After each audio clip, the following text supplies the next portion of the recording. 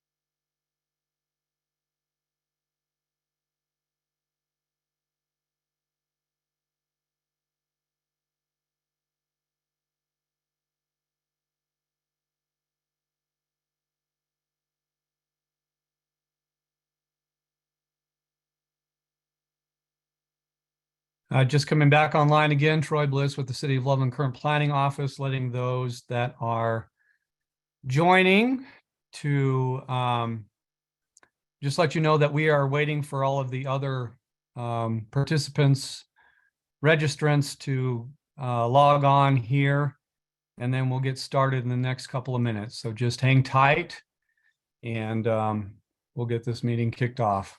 Appreciate your patience and thank you for your time this evening.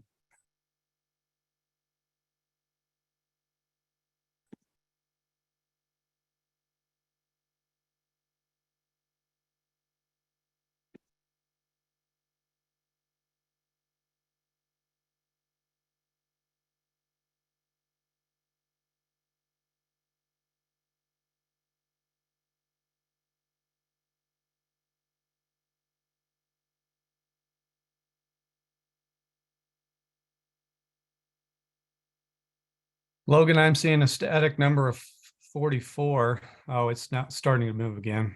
Didn't know if I should keep waiting or not. I know that we had a lot more than what was listed here.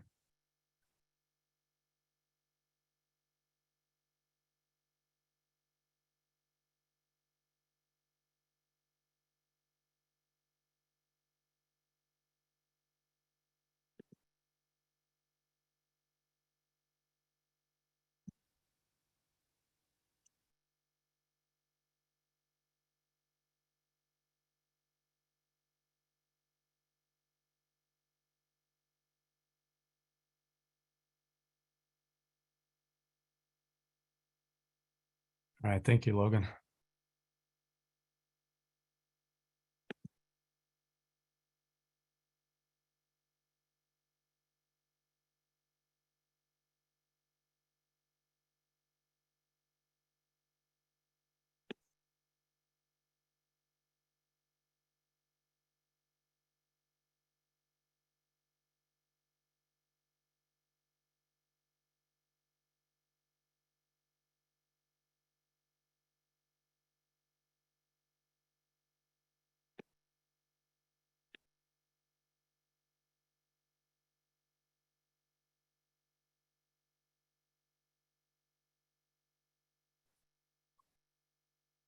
Okay, I think we're at the point where we'll want to jump in and just get started with this neighborhood meeting. And then we'll just kind of fill people in as they continue to filter in to the webinar here. For those that didn't hear, I want to introduce myself. My name is Troy Bliss. I'm with the City of Loveland Current Planning Office, and I am the city staff contact as it relates to potential oil and gas development application that the city is expecting, and the topic of our discussion here this evening. So for those of you that are joining us, hopefully you're joining us because you are interested in an oil and gas development here in the city of Loveland. And this is a neighborhood meeting associated with that. Wanted to share with you a little bit about our agenda here this evening and just kind of set some ground rules and expectations for our meeting this evening. I'm going to start by just giving a general introduction as to the purpose and the reason why we're having this neighborhood meeting and the expectations and conduct that we want to all adhere to as we're going through this virtual Zoom webinar this evening. We also have a number of presenters, not only from the city of Loveland, but also from the project team that will be joining and sharing information as noted there in the agenda. I'm going to talk to you a little bit about our local oil and gas process, jump into some of the COGCC oil and gas approval processes, and then, of course, spend a little bit of time with our project team, and that is the MRG team, who will be giving you a pretty comprehensive overview of the proposal that they're looking at as far as this CE well pad site that we'll be discussing in terms of location and some of the details. After we get through those presentations, those 4 presentations there, we'll open up this webinar to those of you that would like to provide any comment, have questions, or would just like to give any feedback. So we are set for a 2-hour period here this evening. So we will look to end this meeting at 8 o'clock. Otherwise, we'll probably be here all night long. Let's just start with kind of the purpose of this neighborhood meeting. So really, the focus for tonight is to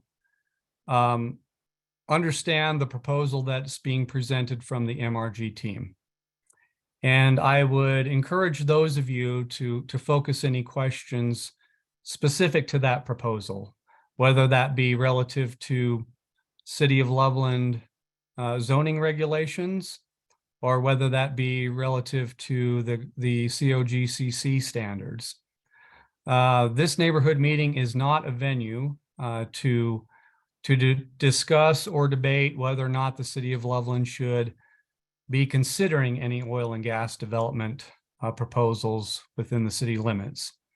Those of us on this call tonight are not the decision makers, and this is not the place in which to have those conversations.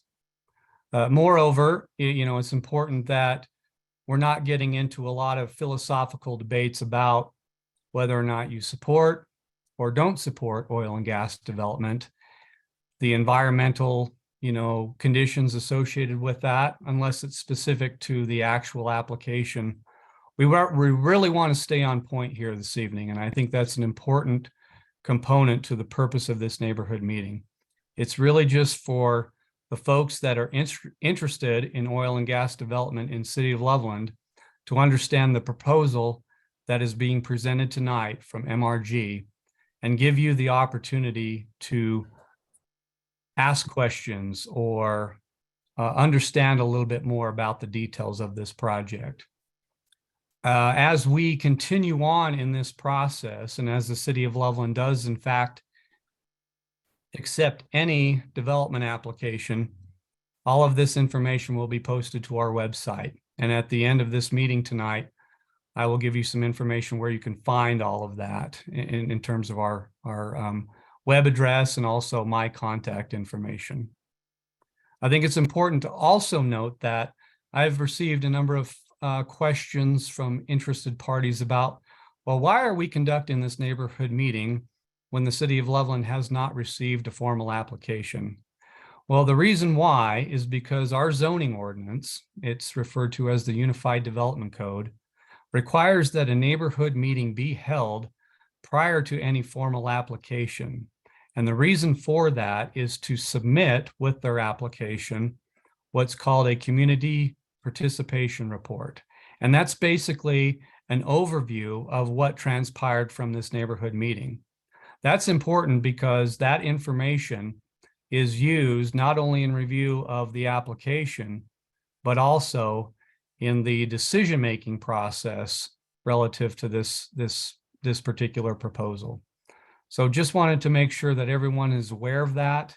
And please make sure to kind of focus your questions, your feedback, your comments in that regard. The next thing I want to jump into is kind of what we expect as far as, kind of the rules of order, if you will, for this Zoom webinar tonight. Like I said, we're going to talk a little bit about the City of Loveland oil and gas regulations, get into the COGCC regulations and process, and also hear from the MRG team. But I do want to say that for those of you that are interested in providing any kind of comment, feedback, or question, please make sure that you state your name and, provide your city of residence.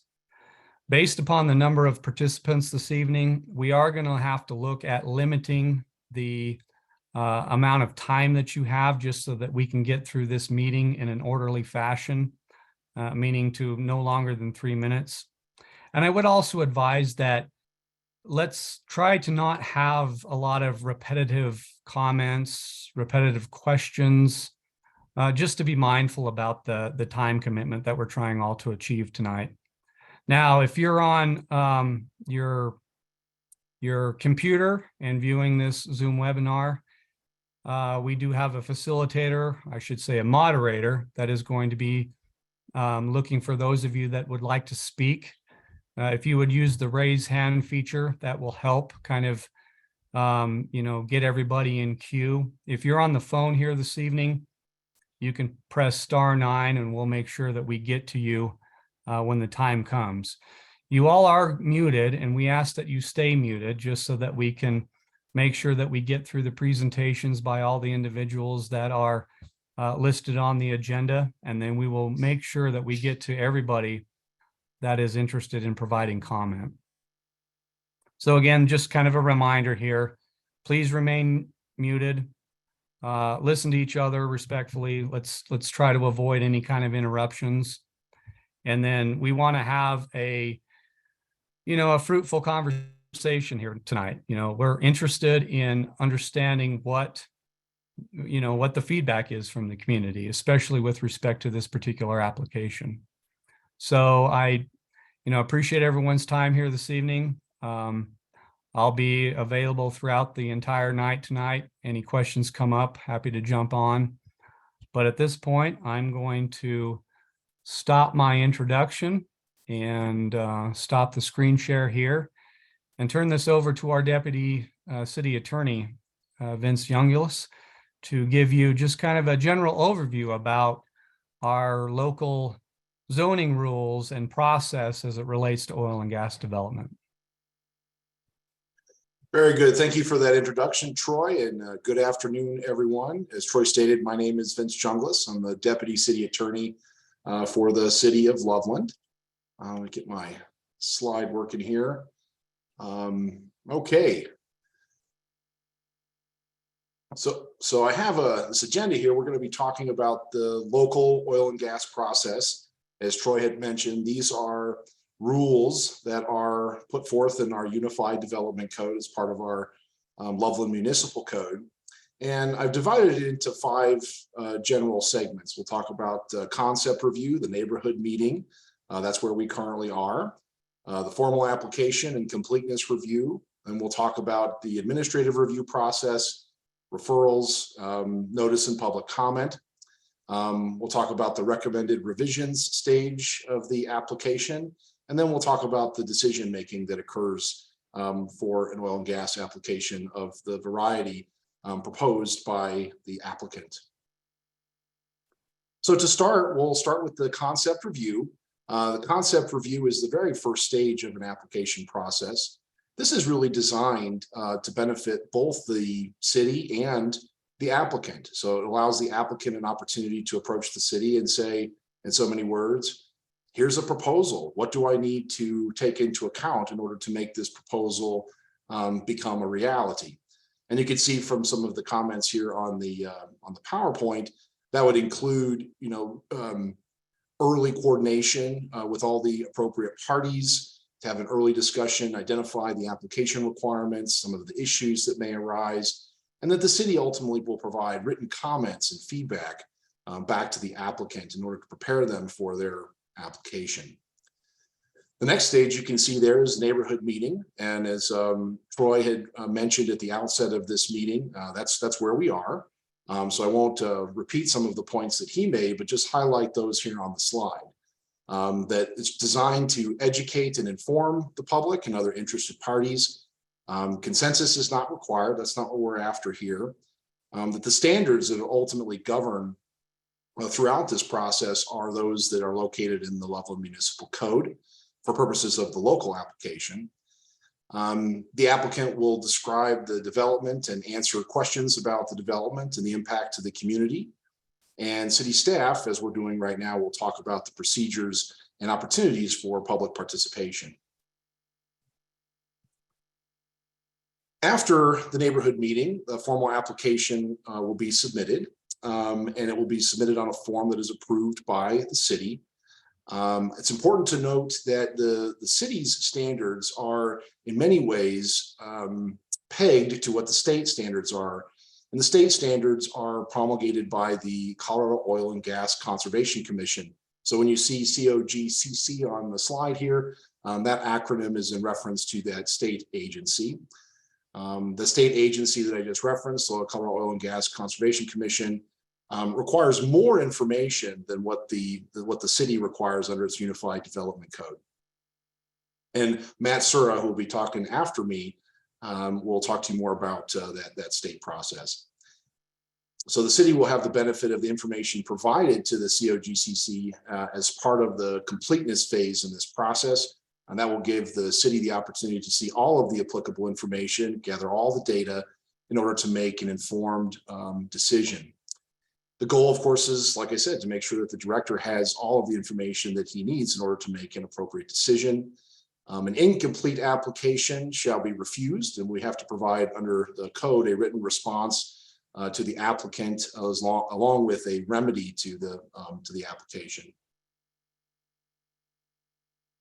Administrative review, referrals, notice, and public comment. So the review team, after the formal application has been filed, will begin to examine the application and ensure that all of the technical requirements have been satisfied. Also, as part of this phase of the application, we will refer the application to other external entities. So for example, that could include the Loveland Fire Rescue Authority concerning emergency access in the event there's a fire or something to that effect. And also Larimer County as another governmental agency with interests in this oil and gas application.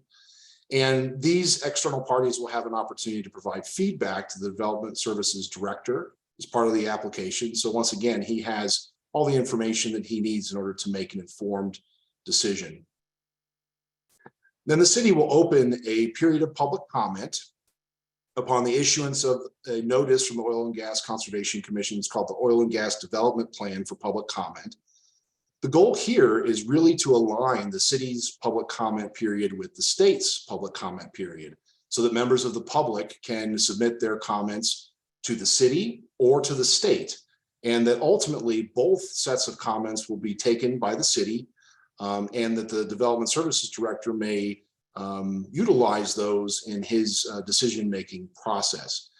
It's important to point out there towards the tail end of that slide, only public comments that concern compliance or lack thereof with applicable local and state rules and regulations shall be considered.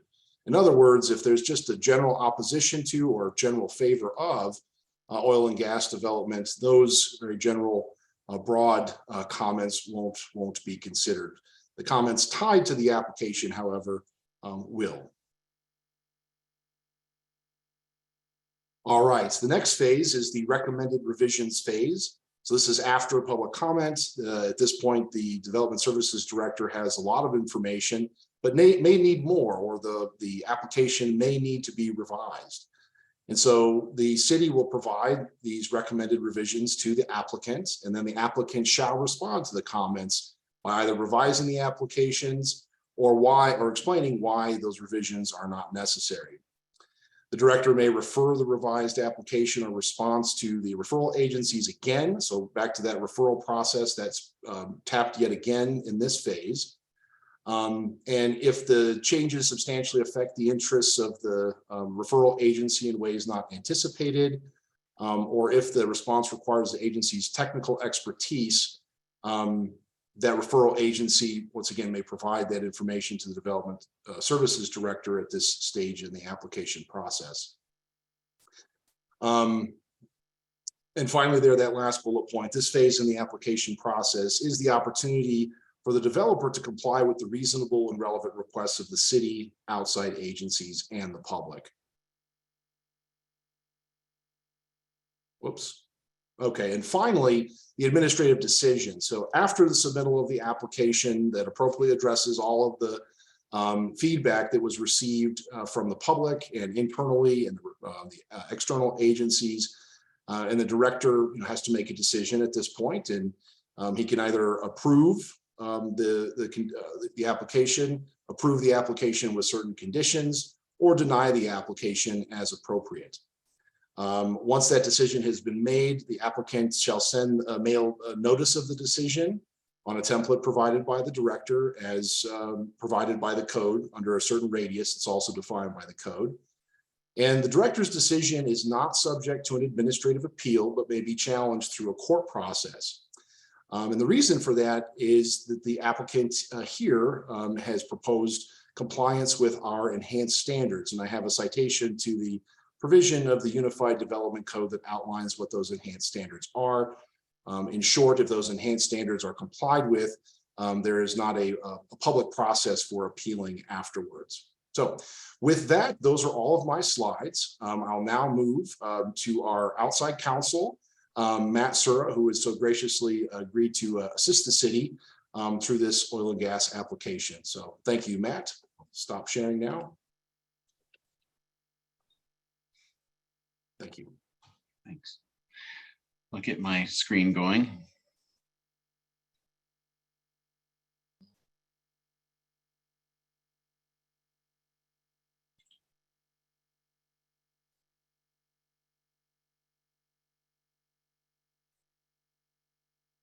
Okay. My name is Matt Sura. I'm special counsel with the City of Loveland. And I'm going to be talking about the Colorado Oil and Gas Conservation Commission approval process. This is an approval process that has recently changed in the last 2 years due to Senate Bill 19181 and the mission change rules, which were adopted in 2020. I'm going to do something similar as Vincent did. I'm going to go through the process that the Colorado Oil and Gas Conservation Commission uses. And it's important that you'll see some parallels and some similarities in those processes. And given the fact that MRG is using this dual process, all oil and gas development within the state of Colorado now, generally goes through this dual process, both through the state Colorado Oil and Gas Conservation Commission and also through local process. And those can happen concurrently as it is here. So to look at the timeline, it's really that application being deemed complete by the Colorado Oil and Gas Conservation Commission that starts the timeline.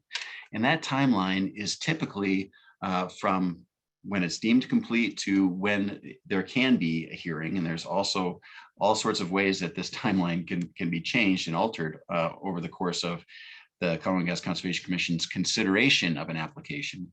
But it generally is a 90-day time frame. And the application is called an Oil and Gas Development Plan, or OGDP for short. And as soon as the application is deemed complete, it is put up on this website, the Colorado Oil and Gas Conservation Commission website, and is available for public review. And at the same time, they also will post a hearing or set a hearing date for the consideration of that application before the Colorado Oil and Gas Conservation Commission, a 5-member board that is appointed by the governor. There's a 45-day public comment period on the Form 2A. Form 2A is a part of the oil and gas development plan. It's a location assessment looking at both the facilities that are located on the well pad, where those facilities are, and also the conduct of the operations on that well pad. It's also a 45-day consultation period. Then there's administrative review. They're taking all that into consideration. 30 days prior to the hearing before the Colorado Gas Conservation Commission, they are requesting request for party status. If you wanted to participate in the oil and gas development plan hearing before the commission, you have to request that party status 30 days prior to that hearing. And then 10 days prior to the hearing, the Colorado Gas Conservation Commission staff, the director, typically puts forward her recommendation as to whether or not it meets the criteria in the Colorado Gas Conservation Commission, and then the hearing occurs. So let's visit the website just so you know how to get there. And this website is no one's favorite. They are talking about revamping it, making it a little bit more user-friendly.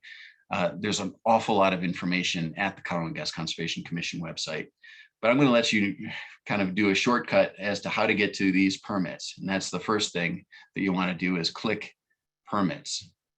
After that, you're going to see this page, which both gives you an oil and gas development plan and the oil and gas location assessment, Form 2A.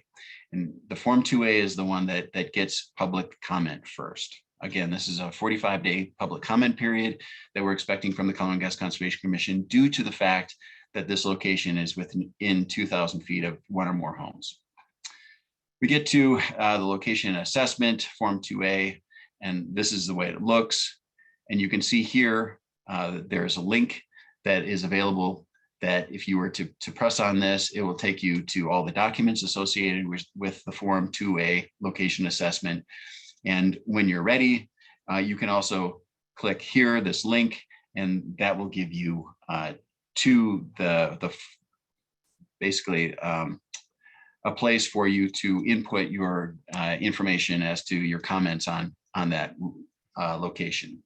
These are the comment period, the deadline. As soon as that deadline passes, that link is no longer active. So as I mentioned, back in 2020, the Colorado Gas Conservation Commission passed the mission change rules, which really completely changed the way that oil and gas is considered to make the consideration of public health, safety, welfare, and the environment much more in the forefront of the decision making. And for them to make good decisions to protect those values, they want a lot of information from the operator.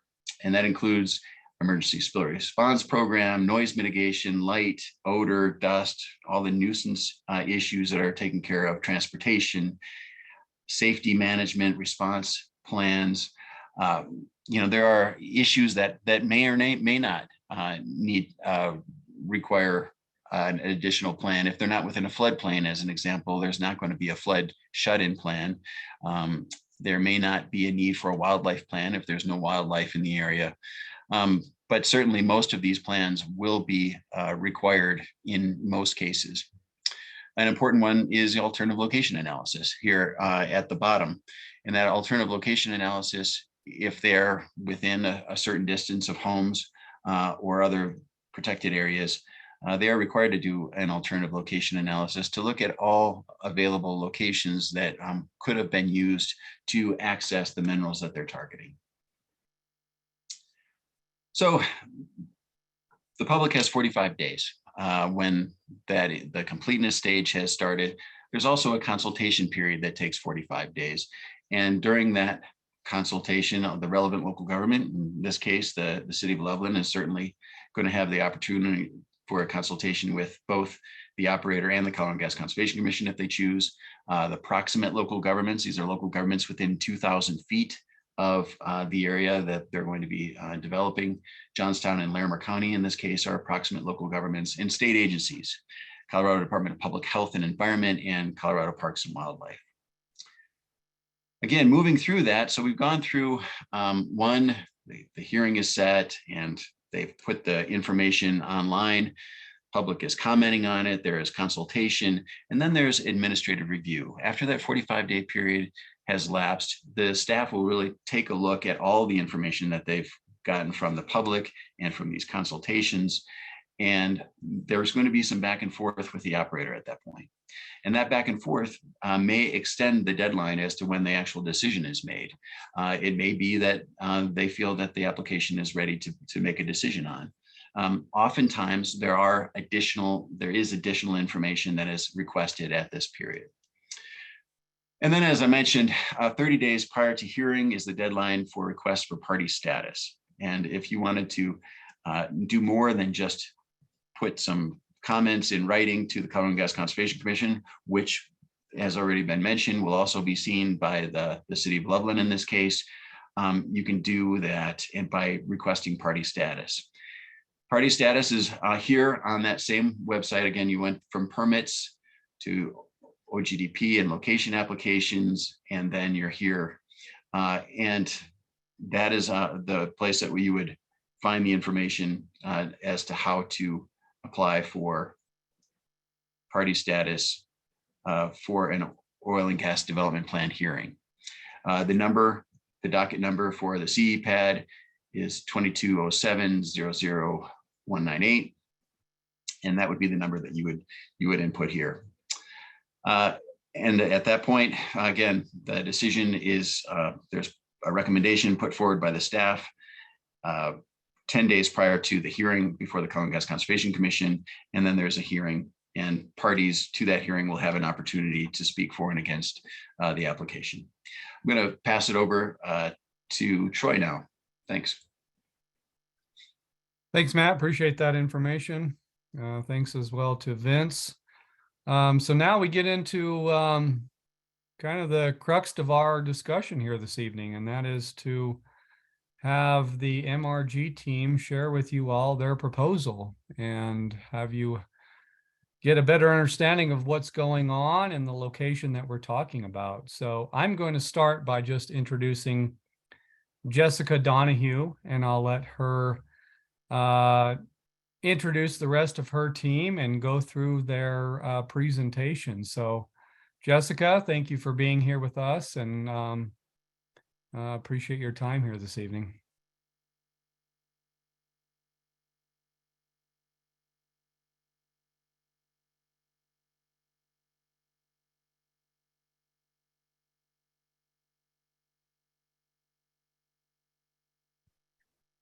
Thank you, Troy, for the introduction.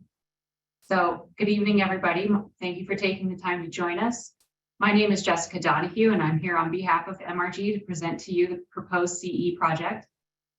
We're really excited to share this project with you. This project has gone through nearly a decade of planning, and the MRG team feels that the project we are presenting this evening is the most efficient way to access the minerals while being most protective of public health, safety, welfare, and the environment.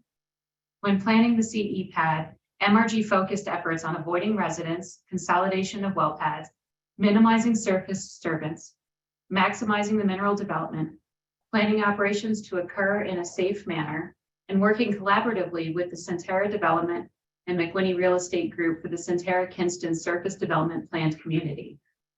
The MRG oil and gas development area was originally planned by another operator, with the minerals leased to that operator in 2012.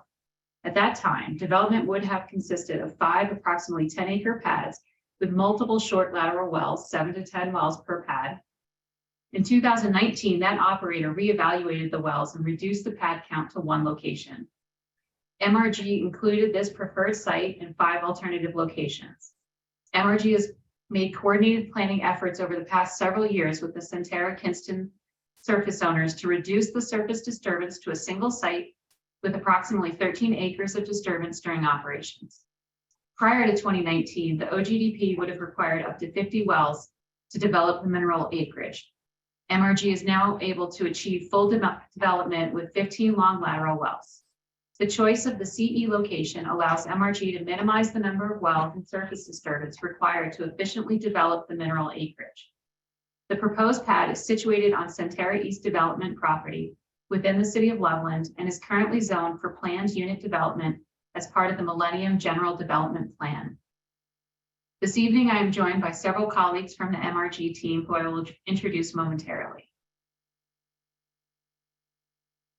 This evening, we will provide an overview of the project, the permitting process, and the permitting timeline from construction through production. After that, we will cover some of the best management practices that MRG intends to implement, highlight the community engagement that has occurred throughout the project, as well as some of the benefits the community will receive from this project being executed. MRG is a registered oil and gas operator in Colorado.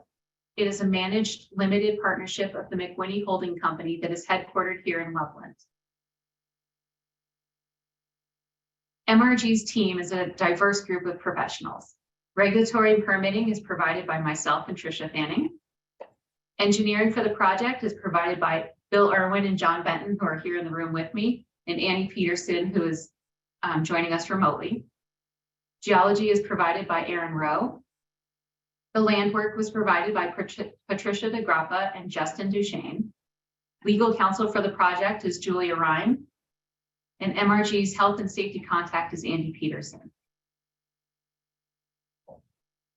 Throughout this process, MRG has worked with several regulatory agencies and stakeholders, such as City of Loveland, the Colorado Oil and Gas Conservation Commission, or COGCC, the Colorado Department of Public Health and Environment, or CDPHE, the Kinston Development Team, and the Centerra Design Review Committee, or DRC. MRG is also actively engaged with the surrounding residents, tenants, and property owners. On this slide, we are providing the current proposed location. Later on, we will expand into more detail on how this location was chosen. On the aerial image to your left, the yellow box is the working pad surface, which is the Colorado Oil and Gas Conservation Commission, or COGCC term, for the flat usable surface for drilling. The blue box is what the COGCC refers to as the oil and gas location, which is the total potential construction disturbance, which will incorporate topsoil stockpiles, as well as stormwater and erosion controls. Every piece of dirt you are directly affecting is within the oil and gas location boundary. On the drawing to your right, the red box is the oil and gas location, our total disturbance. The blue box is the working pad surface, which again is that flat area that's necessary for safe drilling operations. And the purple outline is the long-term production location disturbance, which is the flat area that's necessary for ongoing safe production operations. COGCC does not have a specific fancy term for the working pad surface after it's undergone interim reclamation, so we will just refer to it as the production location. This project will include one oil and gas location, and up to 15 wells are proposed for this location. The wells will be targeting oil and natural gas from the Niobrara, Fort Hays, Codell, and Carlisle formations. The oil and gas location disturbance will be 13.4 acres, which, as a reminder, is that blue box that's shown on the aerial there. The working pad surface disturbance is proposed to be 7.49 acres. And again, that's the flat space that will be used for drilling. Access to the location will be from North County Road 3, just north of Highway 34 and south of East Crossroads Boulevard. Here's an additional aerial image of the project area zoomed out a little bit for perspective. On here, we have the acronym OGDP, that stands for Oil and Gas Development Plan, the COGCC term that incorporates all the elements of a proposed project, such as surface disturbance and mineral development. The yellow pin that you see there is the CE pad, that's the surface location. The black box is the OGDP boundary, which again incorporates all elements of the proposed project. All proposed wellbores will be within this black box. No drilling will occur under the lakes to the west. Wells will be drilled from the east to west, but as I mentioned, everything will be within this black box. Wellheads in the surface location are greater than 2 miles east of Equalizer Lake. The proposed wells will be over 1 mile deep underground. MRG is designing this surface location and proposing the development schedule in conjunction with the future residential developments to minimize potential impacts to the surrounding communities. So I appreciate that you've already heard a little bit about the permitting process, but we also want to give you a perspective on this as well. So As was mentioned, there's the City of Loveland process and the COGCC process. They are independent of each other, but depending on your local process, it can run concurrent with each other. The two primary permitting paths for the CEPAD are the COGCC process and the City of Loveland process. Last spring, MRG met with the City of Loveland to discuss how the Loveland process would align with the COGCC process. And while they are independent, we did agree on the steps that would occur along the way. The COGCC process is shown here in the blue rectangles. You have the COGCC submittal, followed by a permit completeness determination. Once the permit has been deemed complete, it undergoes the technical review. Then a director's recommendation is drafted by COGCC staff, and the operator will then go to a hearing before the COGCC commission and receive their decision. City of Loveland process is outlined here in the orange bubbles. For this particular area, we meet with the Centera Design Review Committee. Then we had our concept review meeting with the City of Loveland, and then we host the neighborhood meeting. Once the neighborhood meeting has occurred, an operator is then allowed to submit formally to the city. And since the CEPAD does meet the enhanced standards of the City of Loveland, it will be a track 2 administrative decision. Of course, these are not the only 2 permits that are required to operate an oil and gas location or the only agency that has oversight. As mentioned previously regarding the regulating agencies and stakeholders, MRG will also be required to have an approved air monitoring program, stormwater construction permit, and other air permits or APENs from the Colorado Department of Public Health and Environment. Those processes will occur in parallel to the initial permitting phases of COGCC and City of Loveland. Also, as I mentioned, because of where the CEPAD is located, MRG is working closely with the Centera Design Review Committee, in addition to the City of Loveland, on the proposed interim reclamation design and the visual mitigation of the production pad. I will go into more depth on the permitting process on the next slide. So that was a very generalized overview of the process. We didn't want to bore you with too many details, but here we wanted to go into a little more detail of how the CEPAD process has actually been occurring. We still have COGCC process along the top row and City of Loveland in the bottom. Green items are events that have already occurred. As we mentioned, operators are required to meet with the DRC, where we discuss their concerns regarding the site placement and visual mitigation of the production location, and the City of Loveland for the concept review meetings.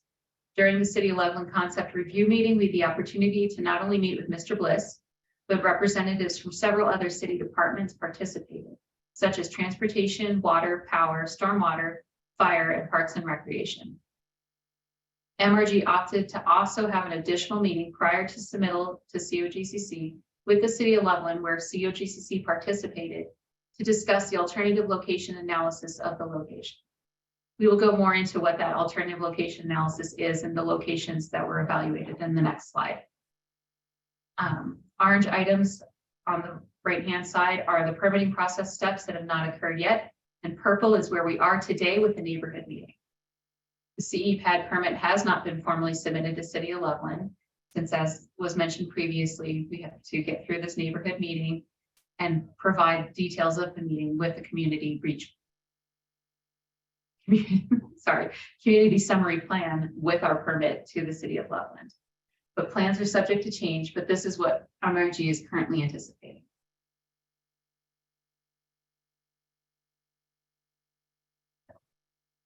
Alternative location analysis. COGCC Rule 304B2B determines which locations benefit from conducting an alternative location analysis to secure siting that is the most protective of public health, safety, welfare, and the environment. In their rule, COGCC has identified 10 criteria that would require an alternative location analysis. CEPAD only had 2 that were applicable, Romanettes 1 and 10, highlighted here in the red box on the left. The non-applicable criteria are shown on the right. MRG conducted an alternative location analysis due to the proximity of the residential building unit, or the RBU. This mineral development has been in the process for several years, and MRG has worked closely with the developers to strategically locate and schedule development of the area in order to protect public health, safety, welfare, and the environment. Previous iterations of this project would have had multiple oil and gas locations to target the same proposed mineral development area.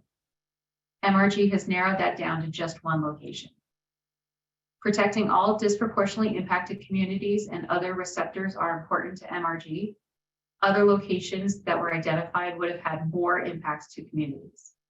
Also, none of the locations that were evaluated are within designated wildlife high priority habitat.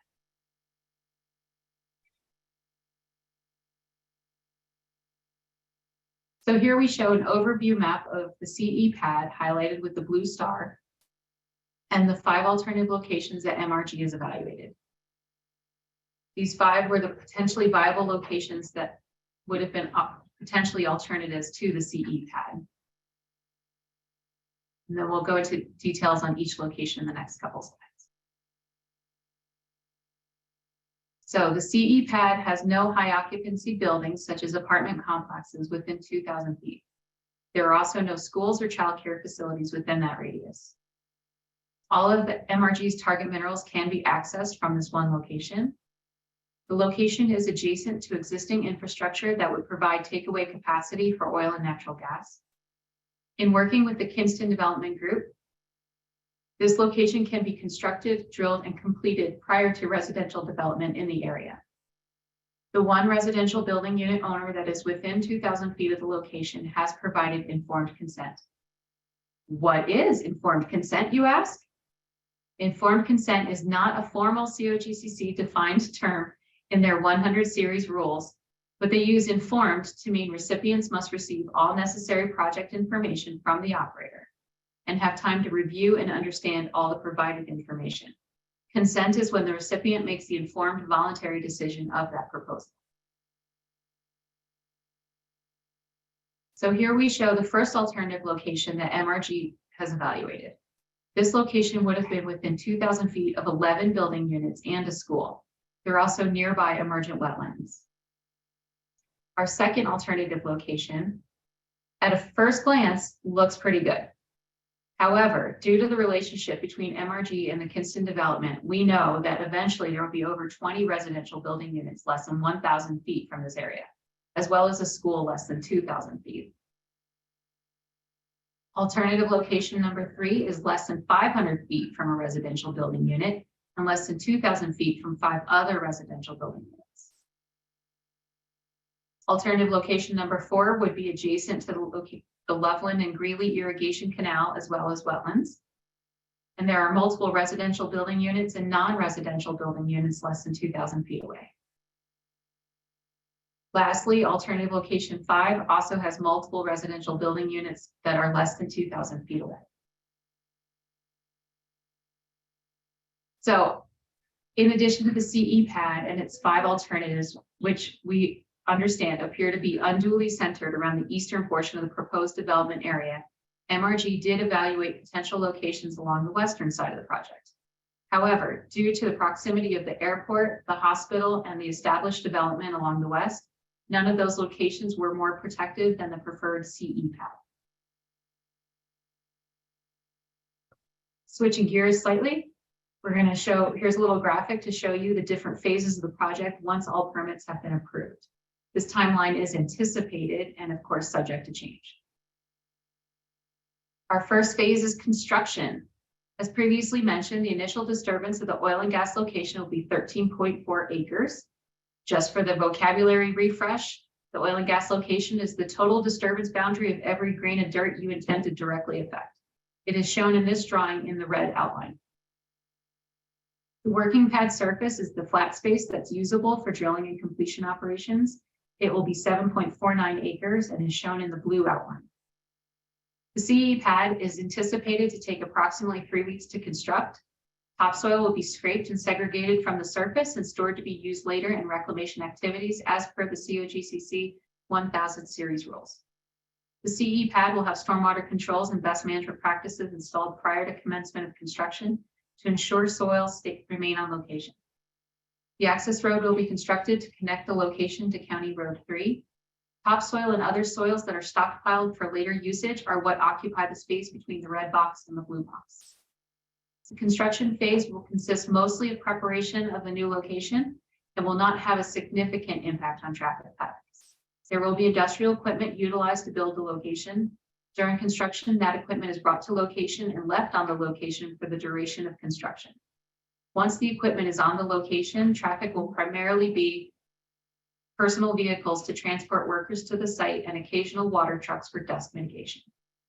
Construction activities will be done during daylight hours. And once the location is constructed, the sound walls will be put in place prior to entering the drilling phase. The drilling phase will be a 24-hour operation, which allows for more efficiency and minimizes actual days of the drilling occupation. Anticipated total drilling time for all 15 wells is 90 days. Once the drilling is completed, the rig will be moved off of location and it will not be stored at location. Since drilling is a 24-hour activity, lighting will be on location for drilling. MRG has drafted a light mitigation plan and will utilize the mitigation such as directing lighting away from buildings, downcast lighting, and directing the lighting towards task areas only. MRG is also working with the city utilities to provide electricity to location to be able to utilize electrified drilling rigs, which will minimize noise and emissions during drilling operations. MRG will use freshwater mud for the surface hole and will then use OBM for the rest of the well bore. What is OBM? OBM stands for oil-based mud. By using OBM for drilling, it significantly lessens drilling duration. OBM is recyclable and it allows operations to use less water to drill wells. During the drilling, noise levels for the area may be increased above the current normal ambient levels, but will meet COGCC Table 423-1 and City of Loveland Unified Code Chapter 7.32.040 levels. Temporary lights will be placed on the location for safety reasons, but again, these lights will be tilted downward and shielded as much as safely feasible. Water for drilling will be purchased from a third party, and all water purchase will be designated and permitted for industrial usage. After drilling comes completions. Once we have completed the drilling, we move into the completions phase.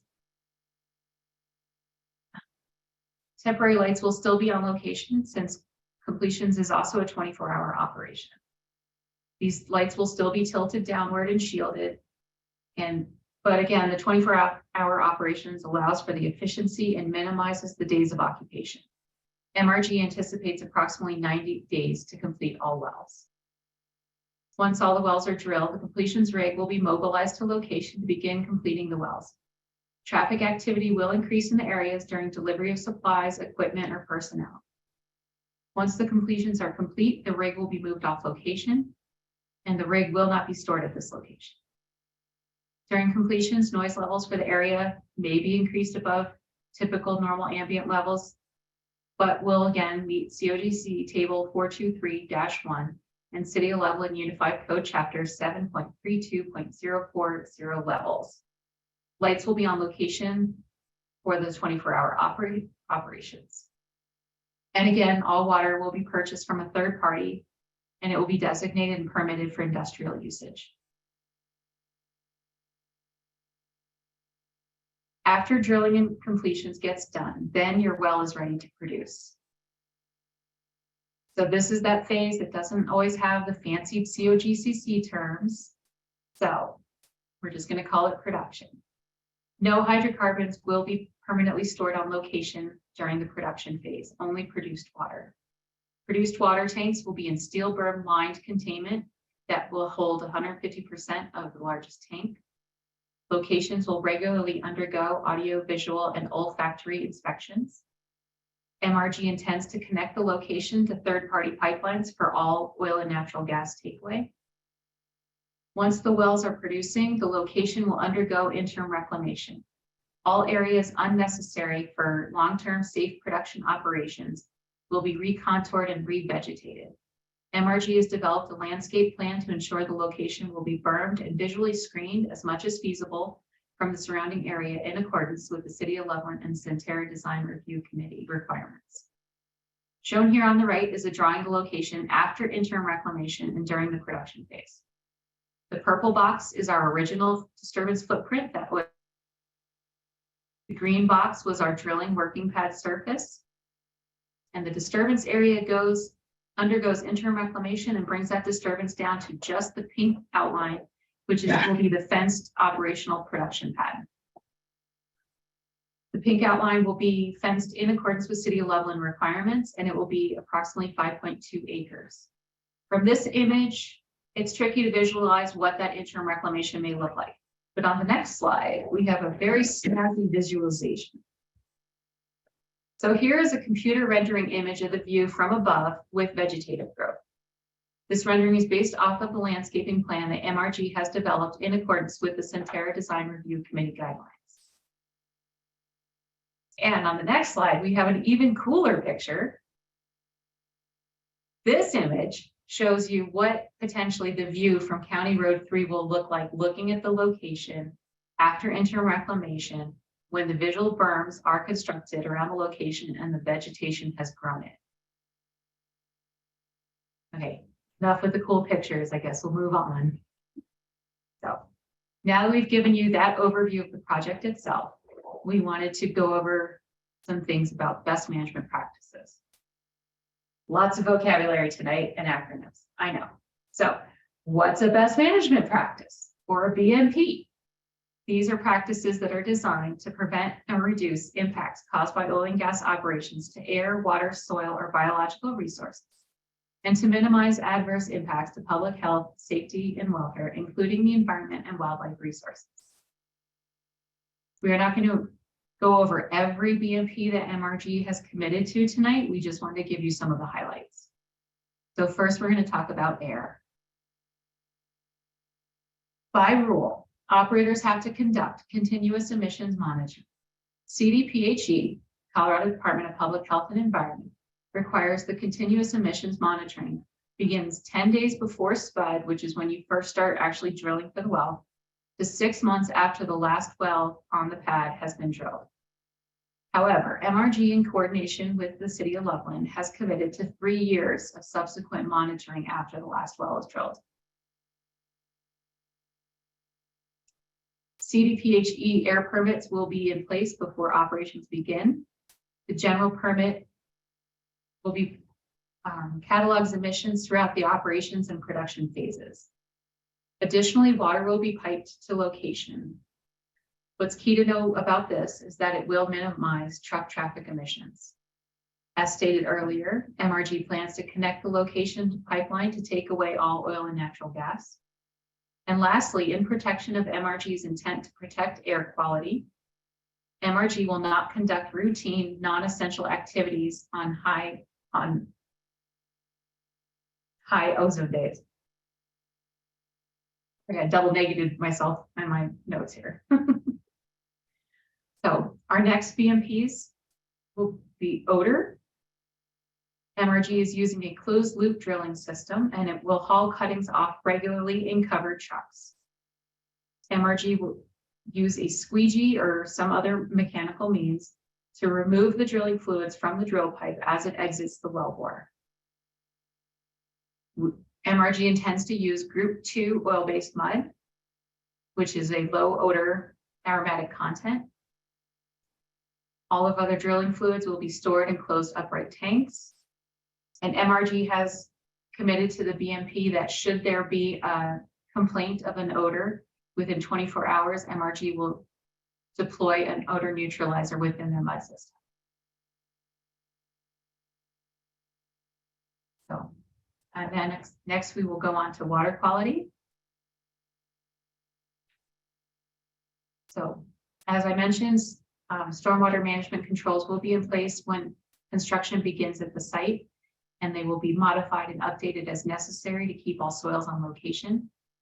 Stormwater management monitoring will be performed regularly in accordance with the CDPHE stormwater permit. No pits will be constructed on location. MRG will be using the closed loop system. MRG will use only fresh water for dust mitigation, and no PFAS will be used. Noise, light, and traffic. Those are always fun words to put together. MRG has a noise plan developed for the location that includes baseline sound monitoring and mitigation that will ensure activities of the location comply with COGC table 4231 and City of Loveland Municipal Code, Title 18, Chapter 10, 18.10.02.08. Essentially what that means is MRG will have sound walls on location, and they have modeled everything to make sure that none of the anticipated activities will go over what's regulated for sound levels. MRG also has a lighting plan, and that's where they've developed the BMPs of having the downcasted lighting directing towards task areas only. And then they do have proposed lights for the production phase, and they will utilize warm color lighting that will minimize broadcasting across the landscape. And they will utilize IDA dark sky approved fixtures with the visors. For traffic, some of the BMPs that MRG is incorporating into their operations are intending to pipe all completion supply water to the location to minimize truck traffic, and connecting the production location to natural gas and oil pipelines. For safety, drilling and completion rigs will always have daily safety meetings during operations. An emergency response plan has been drafted and is being worked with in conjunction with the Loveland Fire Rescue Authority Department for approval to have on hand. And location will also be monitored remotely via telemetry in addition to regular site visits. Some BMPs that MRG is using for waste will be properly categorizing and disposing of all waste, using the closed loop system, removing cuttings regularly from the location in covered trucks, and not permanently storing waste on the site.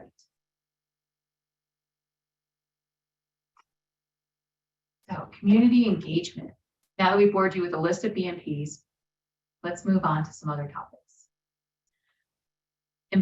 Finally and importantly, we would like to talk about MRG's community engagement.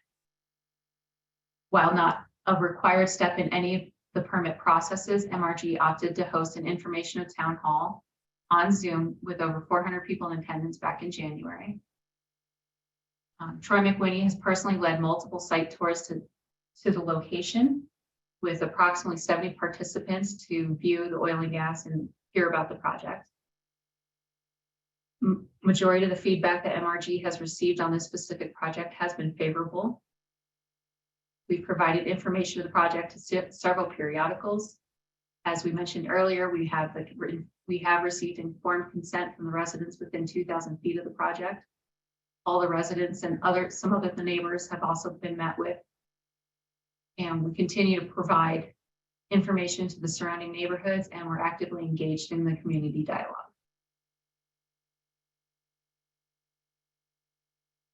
Some community benefits of the project's execution: by being able to work with Centerra to schedule the potential construction and drilling schedules with the development so far, that the wells may be drilled and completed prior to development being completed.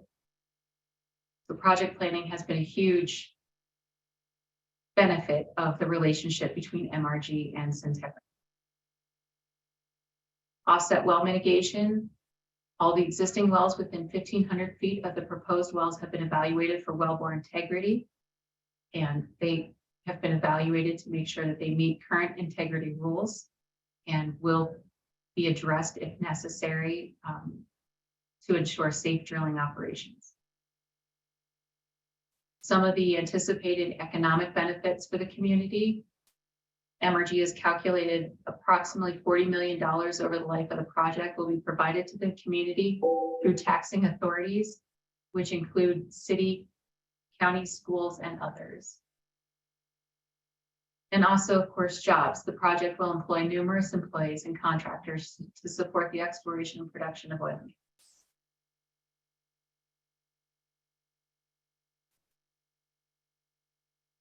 Designed in conjunction with the Kinston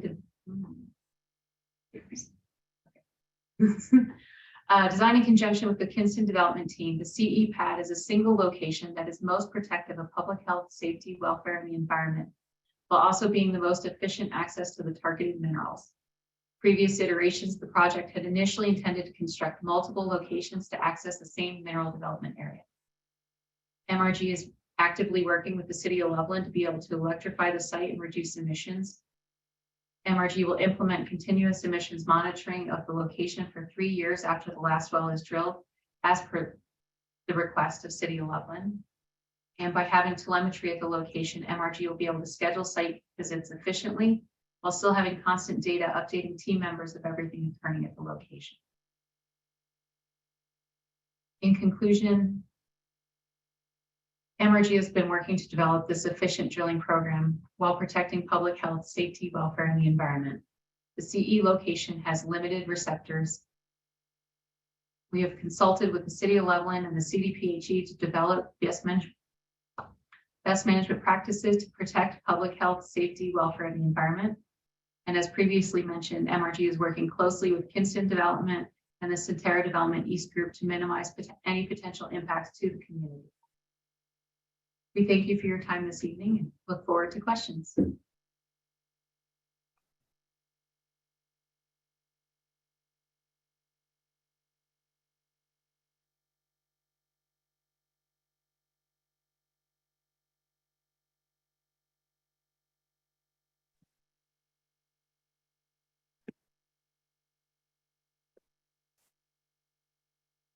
Okay, well, thank you, Jessica and the MRG team. Appreciate that.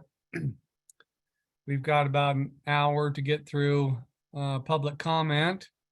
And so I'm going to turn it over to our moderator. And we will start by just taking in questions and comments and feedback. So Logan, take it away.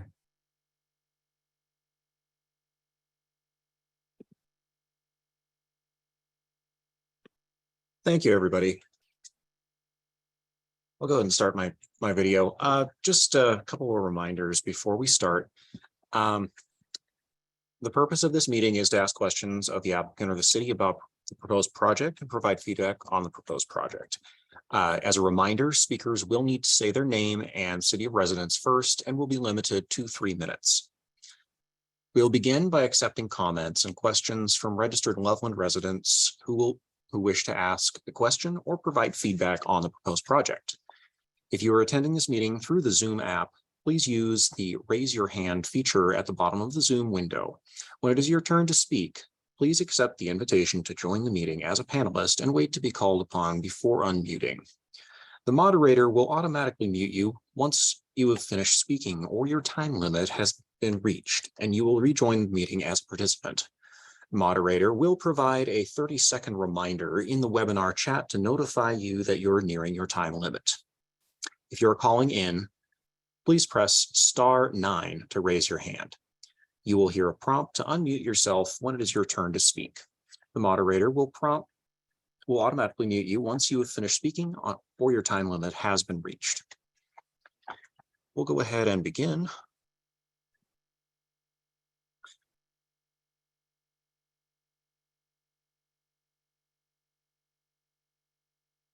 James Danforth, I've unmuted you.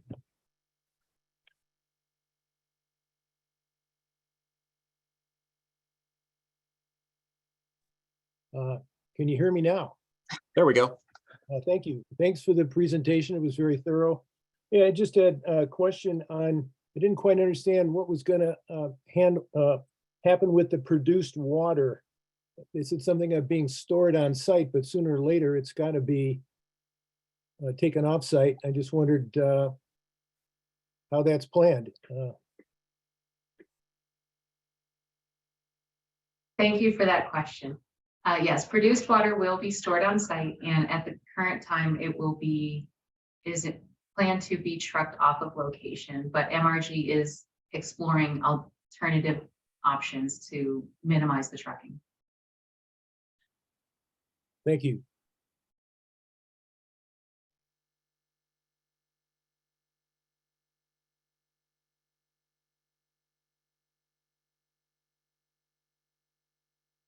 Next, we have Chris Weiland.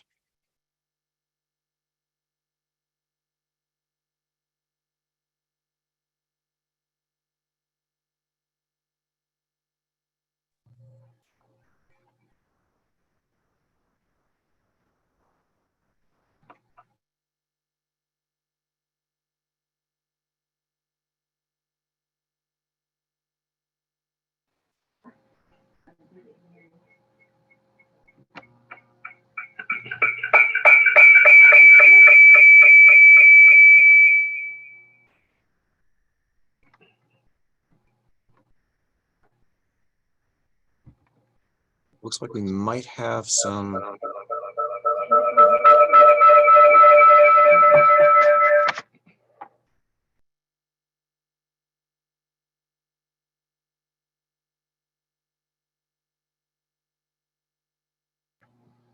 Looks like we're having some audio trouble here.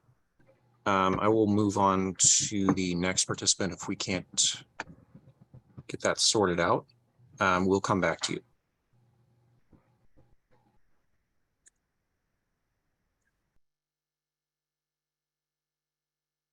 All right, we can go ahead and come back to you, Chris. If you get those sorted out, I'll be watching for your hand raised.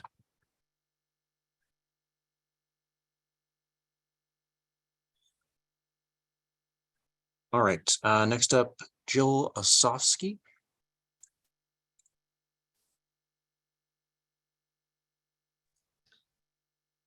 I'm Jill Osofsky from Loveland. I'd like to know, are MRG and Kinston related companies?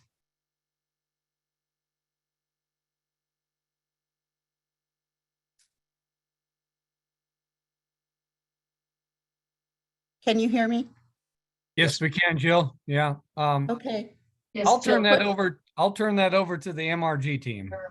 okay.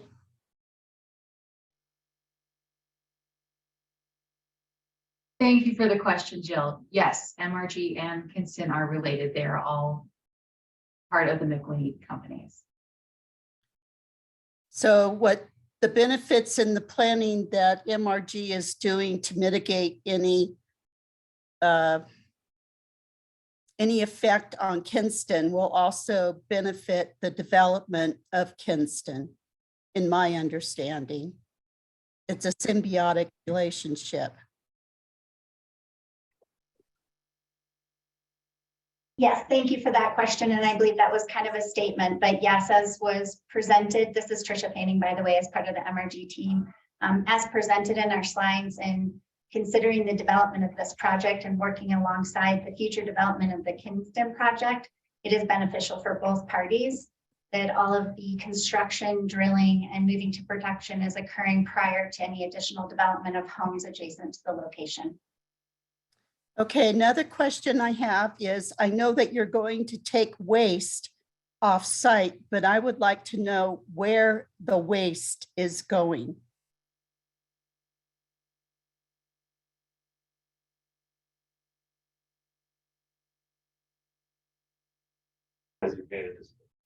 Thank you again for the question. So all waste, EMP waste it is in a closed loop drilling system will be taken to a designated waste facility appropriate to take that waste.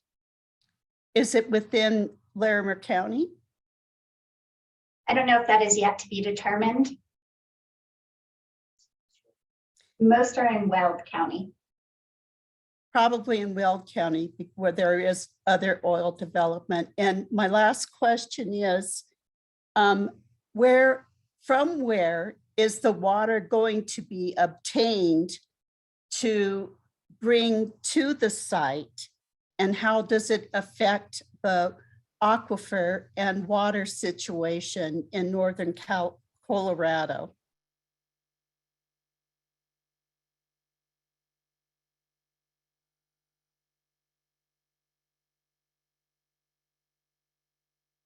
Thank you for the question. The water is being purchased. It will be brought to the site. It is already earmarked for industrial usage. Where from?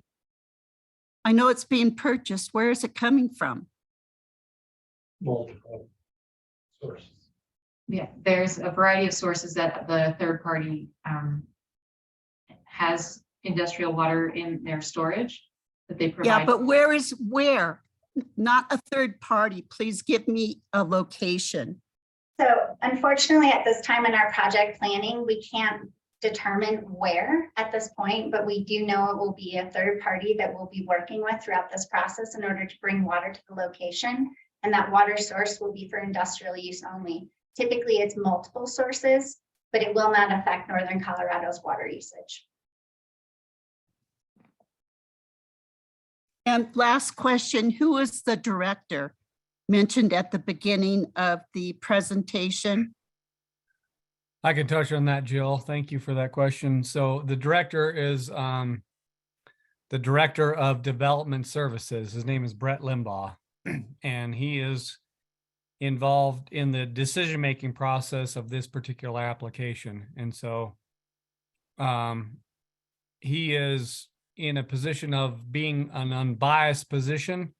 And so he's not involved in this meeting, of course, tonight, nor is involved in any kind of preliminary discussions at this point. He serves a role more like a city council, as long as they go through the enhanced standards. And I still have 1 minute, so I'd like to ask, what is an olfactory investigation in terms of mitigating the effect on the air? Whose olfactory senses are being used, or is it a machine? So there's multiple. So when we mention audio, visual, and olfactory senses that are used on a monitoring basis, it's actually done by an actual individual.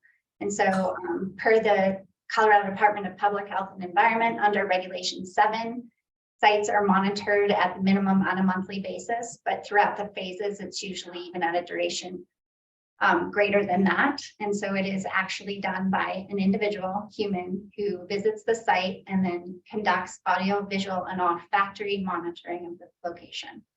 What about invisible and unscented emissions? So once the site moves into production, then it is also subject again to Colorado Department of Public Health and Environment's Reg 7 monitoring frequencies, and that's determined by the permitting process.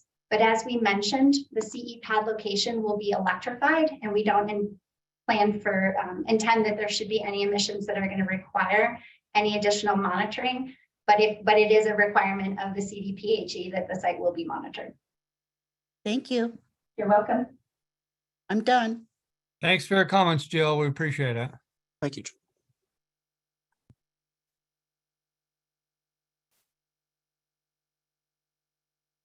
Next, we have Steve Schenk.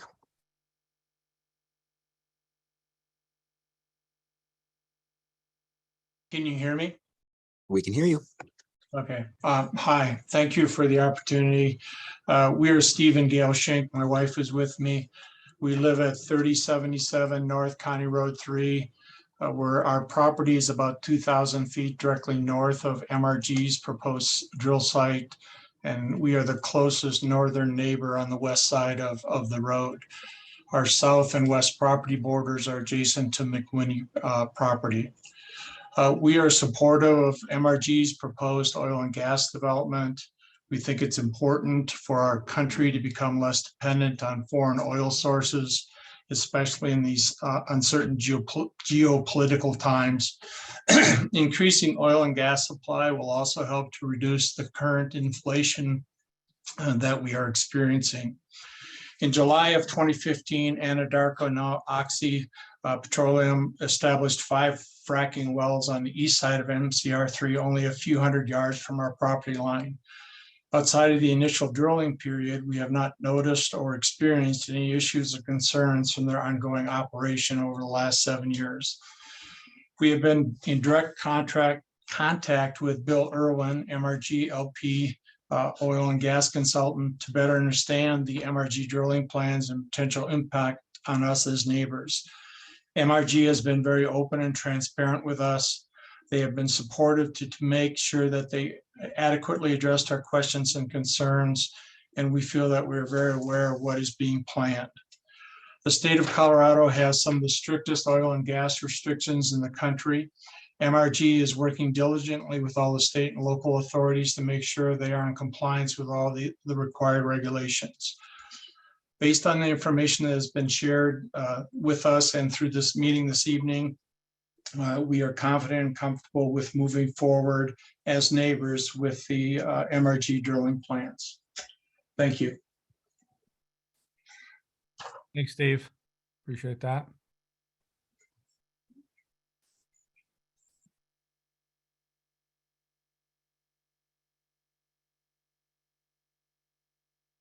All right, next we have Natalie Delacroix.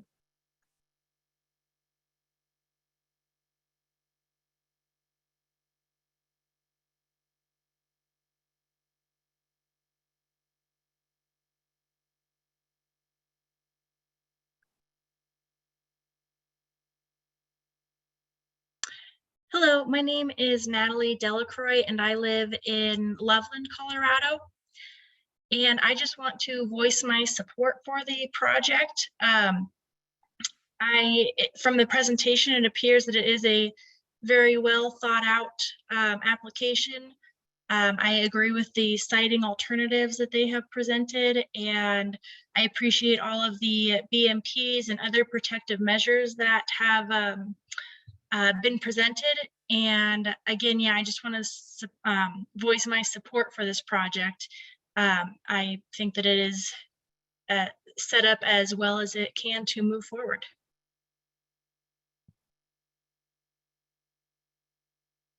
Thanks for your comments, Natalie. Appreciate that. Thank you, Natalie.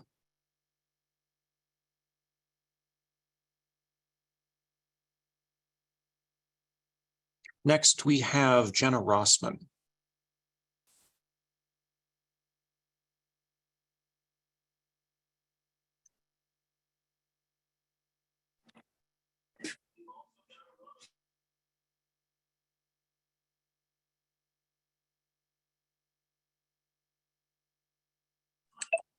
Hello. We can hear you. Okay. One question I have, this presentation, unlike the last one, did not talk about the planned oil development or drilling behind the sports park. Is that no longer in the works, or what happened to that, I guess, is my main question. Good question, Jenna. I'll turn that over to the MRG team. Thank you. Thank you for the question. The neighborhood meeting this evening is for the CE pad. The CS pad is the pad that you're referring to, and we're not in that process, and we will hold a neighborhood meeting associated to that when it moves forward. Okay, and I only found out about this meeting today. I live in the Lakes at Centera neighborhood. How are you all making sure that all residents are being informed when these meetings are happening with enough notice that they can make plans to attend and participate, so they have the opportunity to express any concerns or ask any questions that they have? So Jenna, I can respond to that question.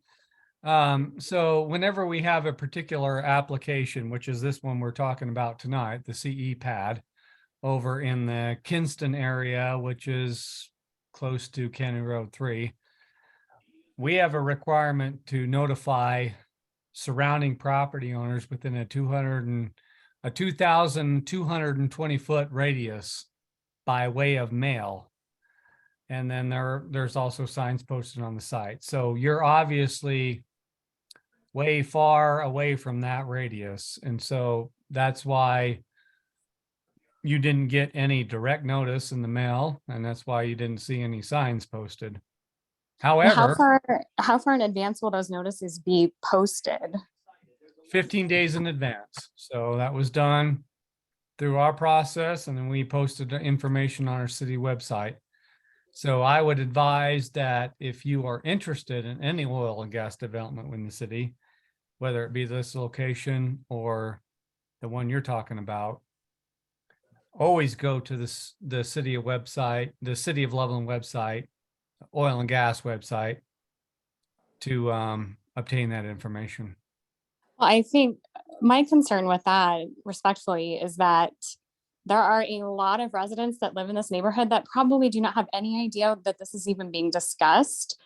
And so by saying that it's our responsibility to go sign up to be informed, I think it's more of the city's responsibility to make sure that they're informing residents, especially in this situation. This is a neighborhood that was advertised as a natural wildlife habitat. And obviously this meeting isn't even about our neighborhood and the oil over here. So I won't go too much into that, but you know, I think it's just concerning that you're saying it's on the residents who may not have any idea that this is happening or being discussed to make sure that they're informed of when these meetings are happening.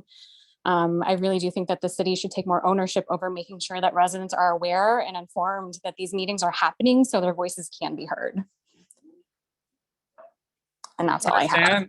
Understand, and we're doing what we can to post information on our website. And, you know, when you're not in the direct influence, that's a bit of a challenge, but I would just keep tabs on our website. Obviously, there's nothing going on over there right now in the lakes, but I mean, we have to follow our city rules at this point. And again, what is the name of the pad that I need to be watching for? Well, the other one that was talked about was the CS pad, and that was over by Loveland Sports Park, but that, CS pad. yeah, the notification may not even hit you there either because you're up in the lakes in Centerra. So you'll just need to make sure if the residents in that subdivision are interested in oil and gas development, keep checking our website. Oh, we will. Thank you. Thank you.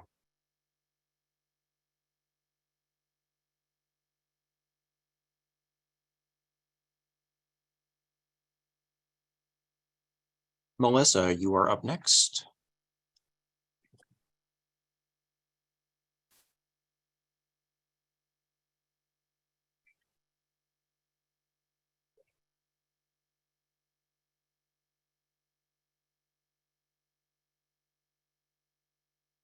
Hi, this is Darren. I am husband of Melissa. This is not a glowing representation of the value of this project like some of the previous calls, but it is a question that I have with regards to the sphere of influence that you keep mentioning in the city, saying 2,000 feet is the distance of influence to be notified of this project. While I understand the project is and the process is underway, the question that I have is an earlier slide showed a square box, a black box that looked like it was the sphere of influence of the CE pad. How far west will the drilling be extended to? What's the distance from that pad in a westerly direction that the drilling will extend to? MRG team, I'll put that to you. Very much for the, all right, thank you. Appreciate the question. The wells are planned to be a bit over a mile deep, and they will go about 7,900 feet west, so about a mile and a half west of the pad site.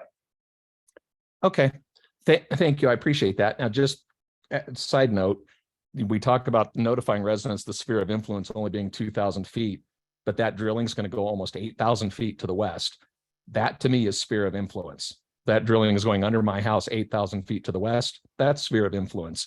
I think we as the city should be notified of that. Appreciate the answer though. Thank you.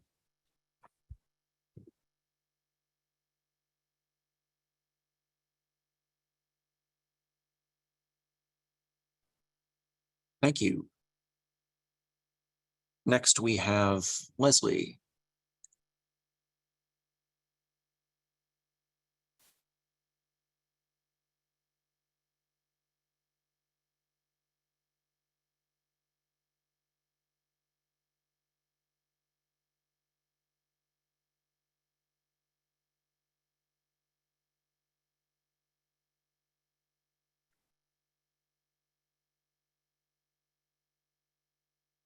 No, Leslie?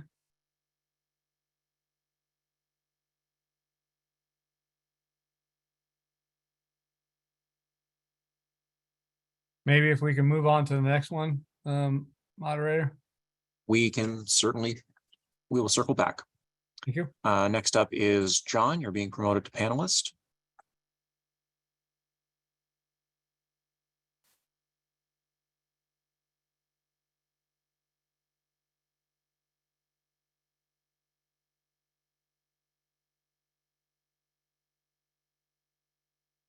Hi, can you hear me? We can. Hi, this is Elise Plansky, actually. So I'm a resident of Lake of Centerra. Previously a senior leader at Phillips 66 as well as ConocoPhillips, so have a history in the oil and gas industry. My first, I guess, statement is to really underscore what Darren mentioned, in that I think, Troy, it is wildly insufficient, the distance required for notification. It should be 2,000 miles or 2,000 feet within the drilling distance and where the underground drilling is going to happen, not just the pad zone. So I really would ask you to reconsider that and broaden your notification to the residents of Loveland.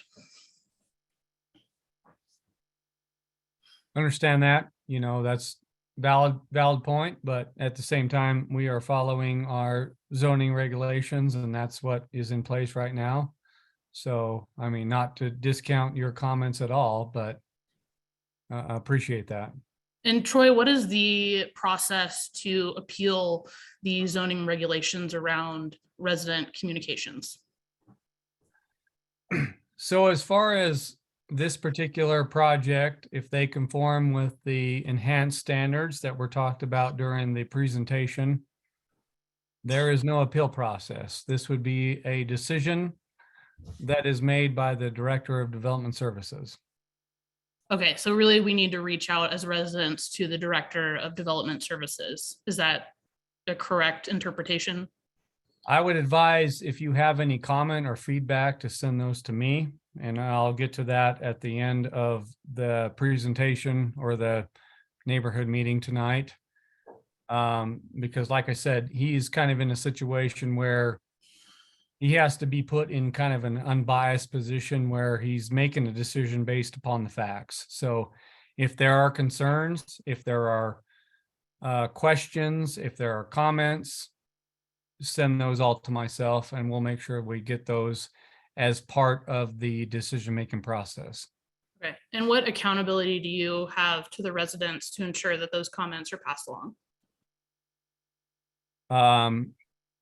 To the extent I can, as much accountability as I can give you, you know, if you give me any kind of comment, you give me any kind of feedback, I'll make sure that that is entered into the record. Okay, thank you, Troy.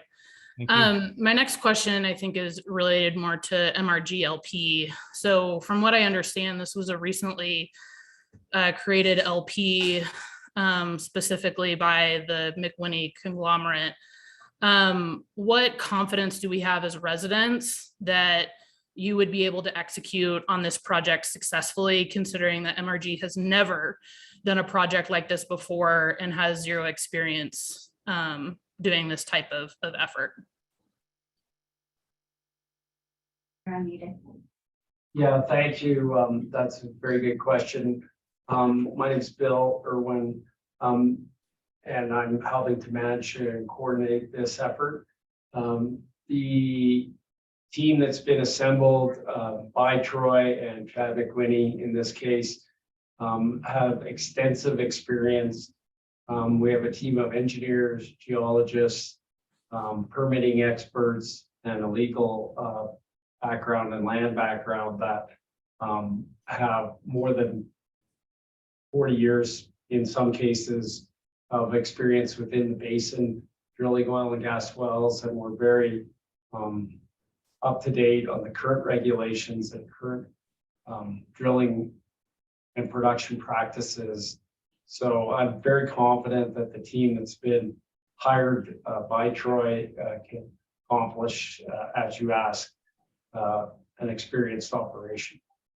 Okay, but what I understand, the McWhinneys don't have any experience in oil and gas drilling as well. So I guess my follow-up question is, has this team ever worked together before on a site and managed to completion?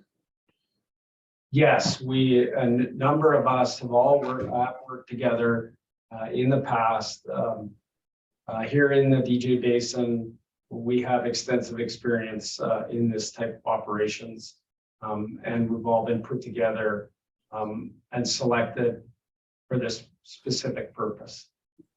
All professionals, so I think you can have confidence in that. Okay, I would have more follow-up questions, but I think I'm running out of time. So thank you for the opportunity to ask questions.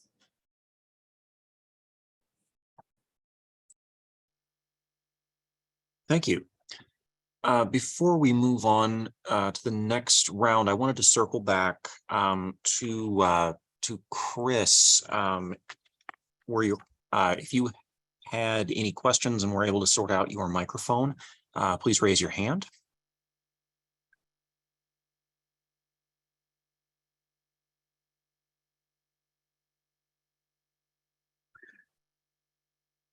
All right, and then we were going to circle back to Leslie one more time.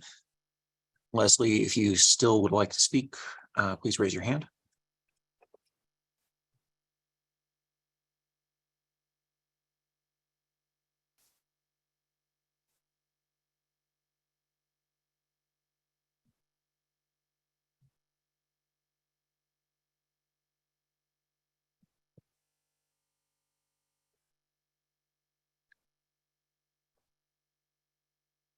All right, Leslie, I'm promoting you to panelist.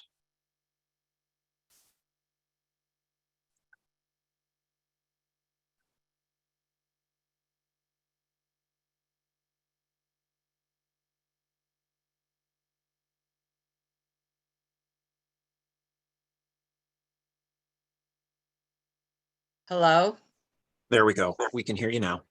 Oh, so sorry. Okay.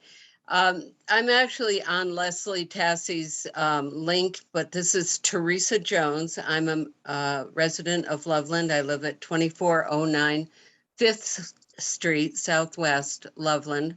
So I am a couple of miles west of this site. I would like to know if there will be horizontal drilling. In other words, this 7,900 feet of drilling west where either gas or oil will be flowing to a tanker or some collection site. So was that horizontal drilling you were describing? Thank you. I appreciate the question. This is John Benton. Yes, those are horizontal wells, as was described in the presentation.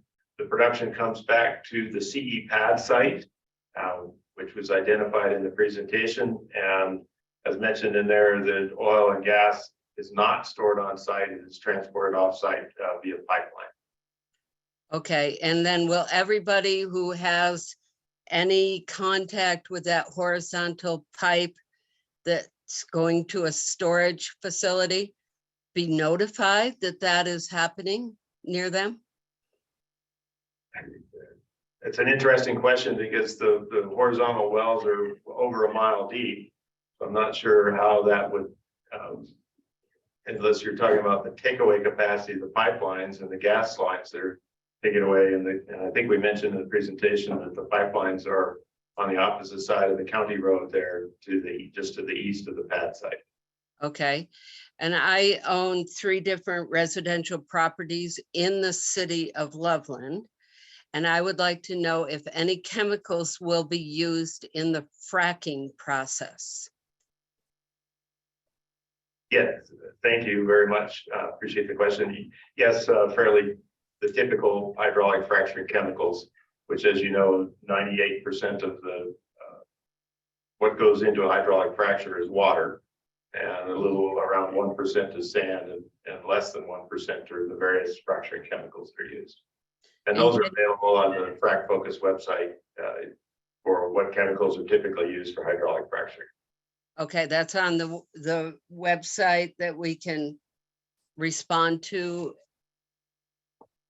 It's not a website that you can respond to. It's an informative website that all fracturing chemicals that are used were required to report to Frac Focus. So when the project is in motion, then those chemicals that are used are required by rule to be reported for transparency. Okay, and since I have a little time, can you tell me if the vibrations caused by the fracking or drilling can be monitored? Is there a way that people can see how much vibration is likely to be felt at their house or in the sports park? Thank you. Appreciate the question. This is John Benton again.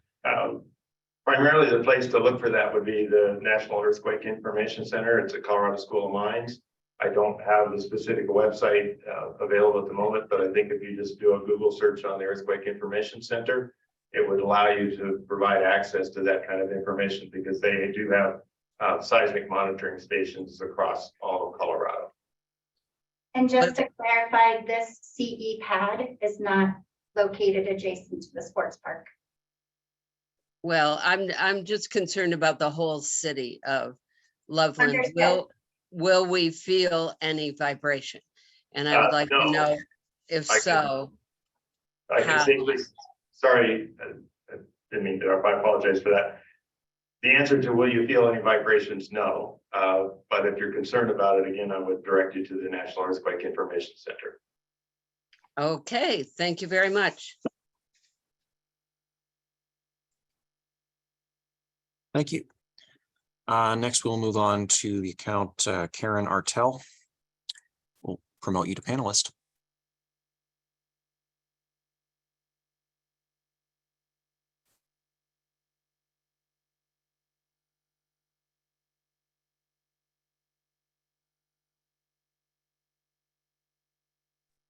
Okay, can you hear me? We can. Thank you. Thank you for letting us ask questions. I'm wondering, when I look at the documents on the e-filing system for COGCC, there have been at least, and this goes to the experience of the group and the group working together for McWhinney and I guess MRG particularly. There have been at least two on September 1 and I think December or October 27th, permitting didn't recommend your application due to concerns that were noted in documents that you had submitted. And you have apparently had to, or I don't know, have been asked to submit amended documents, or at least 2 amended documents submitted in the e-filing system. So I'm just wondering, as far as the confidence we should have going forward in upcoming documents that have been submitted, like the 2A isn't uploaded to the permit system yet, that type of thing. Can we have confidence going forward in both the work that's submitted and then in the actual work in drilling and production with these issues? Hi, Karen. This is Julia Ryan. I'm going to take that question. I mean, it's a really great question. I don't know how familiar you are with other COGCC hearing applications or the process, but it's actually quite common for operators to file amended applications.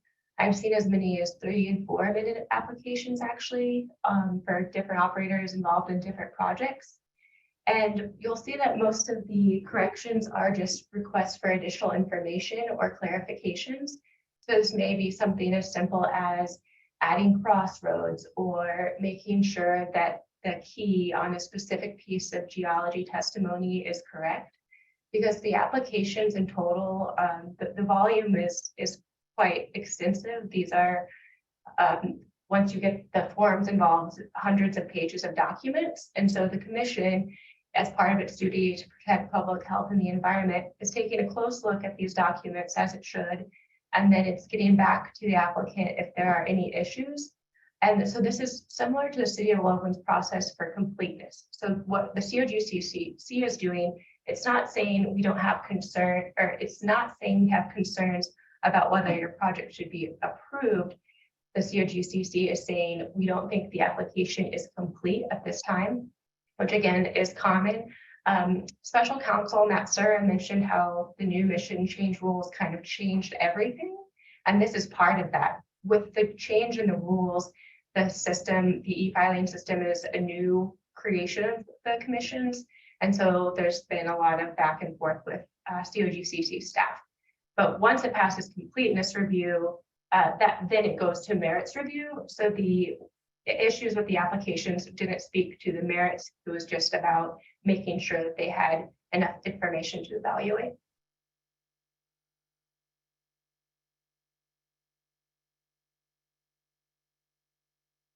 Okay, thanks. That was my question.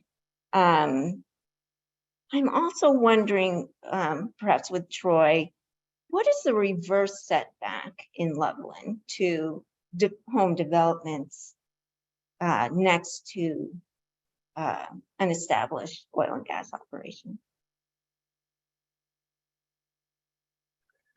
Well, that's a good question, Karen. I mean, that's obviously something we're going to have to take a look at. I know that there are some, potential adjustments, amendments that may be taking place. I might even throw that question back to our special counsel, Matt Sura, on that one. But I mean, obviously, whenever we're looking at one of these development applications, we're going to have to make sure that it complies with our enhanced standards, and that includes those reverse setbacks. So Loveland doesn't have reverse setbacks in their code currently then? Yeah, well, I'll let Matt kind of address that. Yeah, yes, it does. And I'll look at and be able to pull this number up for you, but I believe that it is 400 feet is the reverse setback, the required setback for new homes to be built from existing oil and gas facilities. Okay, thanks.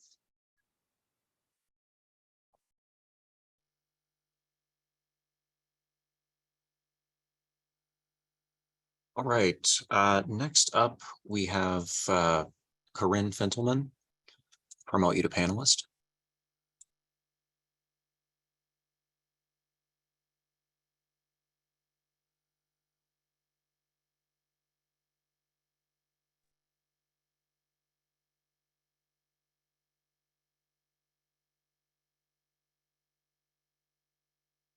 Troy Bliss, this is Trisha Fanning on the MRG team.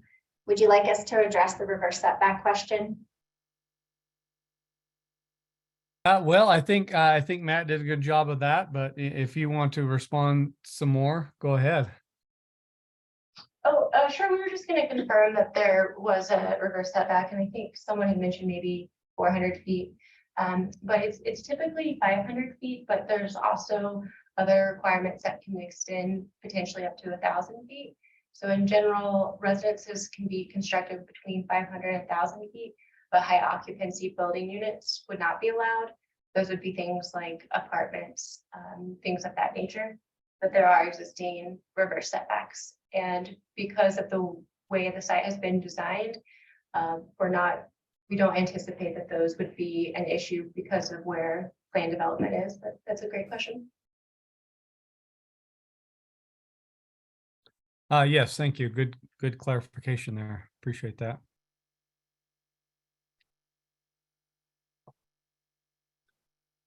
Are we able to get the other person on the line, Sterling? We should, yeah, Corinne Fentelman. You've been unmuted.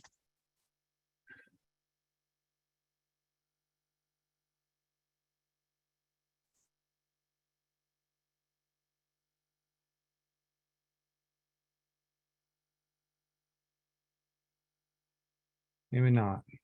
It doesn't look like it. We can go ahead and circle back.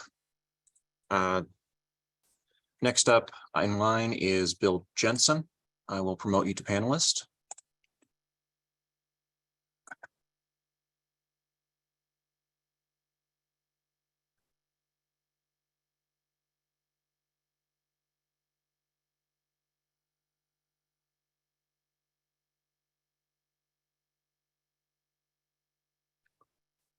Do I have Bill Jensen?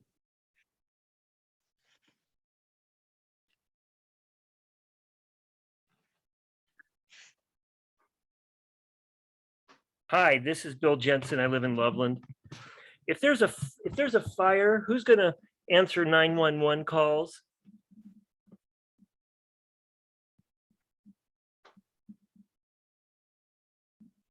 Well, Bill, that obviously would come through the city of Loveland, of course. So, but maybe more specific to your question, what perhaps is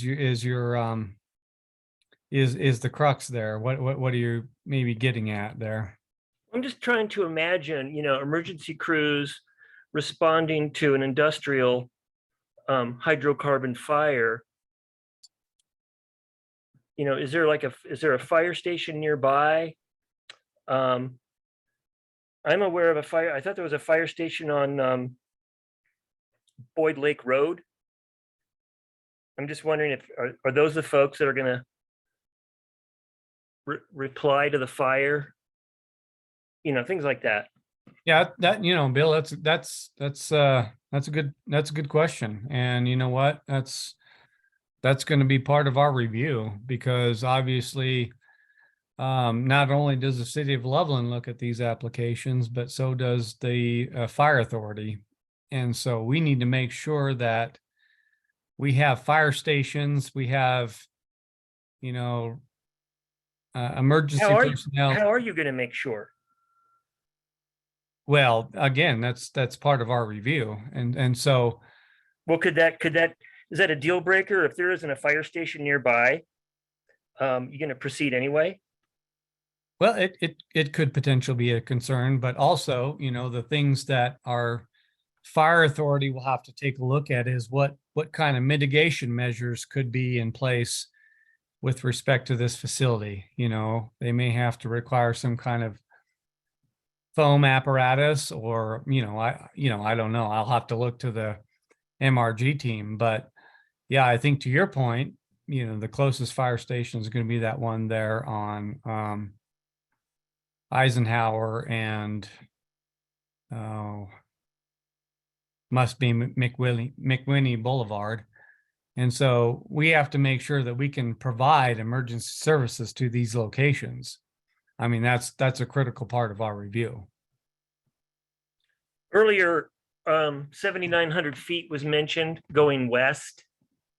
Does that reach Boyd Lake Road? And I was just wondering, does your study disclose how many homes are in this drilling radius? And if those property owners will be informed of drilling below their homes? Well, Bill, as far as our notification requirements go, it doesn't get into the fact of underground drilling. It just gets into the fact of surface landowners. So, that's obviously a different question there, but we're obviously well separated from where you're located over there in the lakes, but. I'm not in the lakes. Oh, okay. But I was just wondering, how many homes are inside this drilling radius? And if 7,900 feet includes Boyd Lake Road? Well, I'll turn that over to the MRG team. I mean, obviously they had that map and they can tell you exactly how many homes and even businesses were included in that radius. Thank you.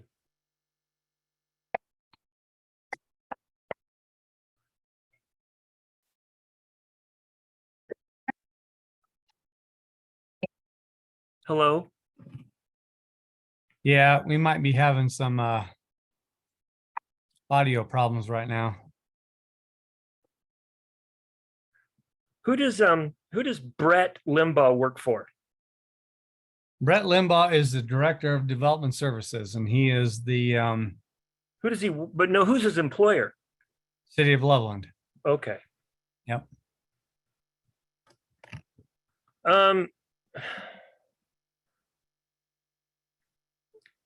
is McWinney, did they give up on the sports park location?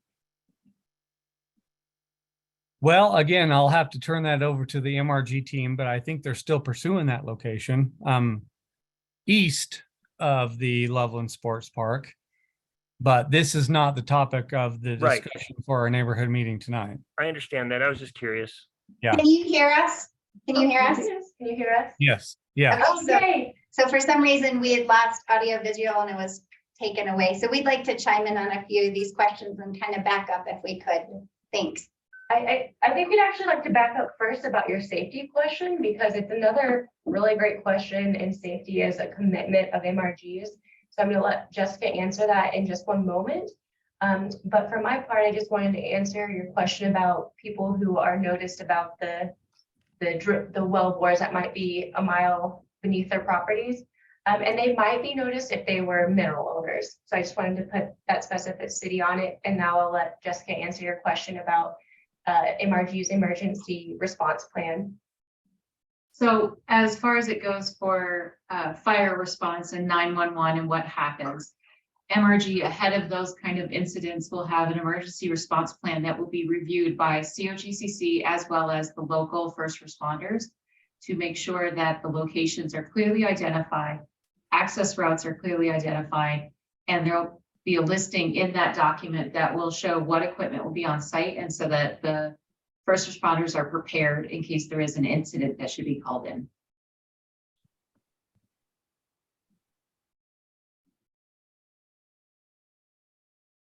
The COGCC, they have protocol and language like in place for the MRG to observe. Yes, they do, as well as it is also, and even if you were not in Loveland and you were in a community that didn't have a similar local government permitting process, the COGCC rules still require all operators to work with their local first responders and make sure that that emergency response plan is drafted to their specifications and reviewed by the first responding agencies. And it's not considered a complete document unless you have written concurrence that your first responders approve your plan. The first responders have to approve? Yes. So does the COGCC have to approve or author, do they ensure that the site is safe? Yes, the emergency response plan is part of the COGCC process, and it is part of the approval of the permit process, along with the coordination with the first responders. And then additionally, with the city of Loveland, we prepare an operational safety management plan in coordination with the city of Loveland and the emergency preparedness with the individuals. Okay. Okay. I want to know how many when the drilling is done and all the water is sucked out of the ground, how many gallons is that?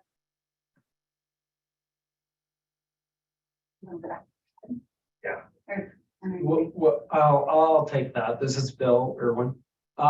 In general, it's a good rule of thumb, and it's fairly true that the amount of water that is utilized to hydraulically fracture a typical horizontal well in the DJ Basin is about equal to the amount of water that is ultimately produced from that well bore. So it's a general rule of thumb, but about equal. And that, I think we're typically about 180,000 barrels per well on water. What is a barrel? 42 gallons. So, okay, so you're going to truck off that amount over a 20-year period. Okay, so during the drilling itself, when the drilling is done and the rig is packed up, is extra water applied during that initial process? Typically during the drilling process, we use about 5,000 barrels of water.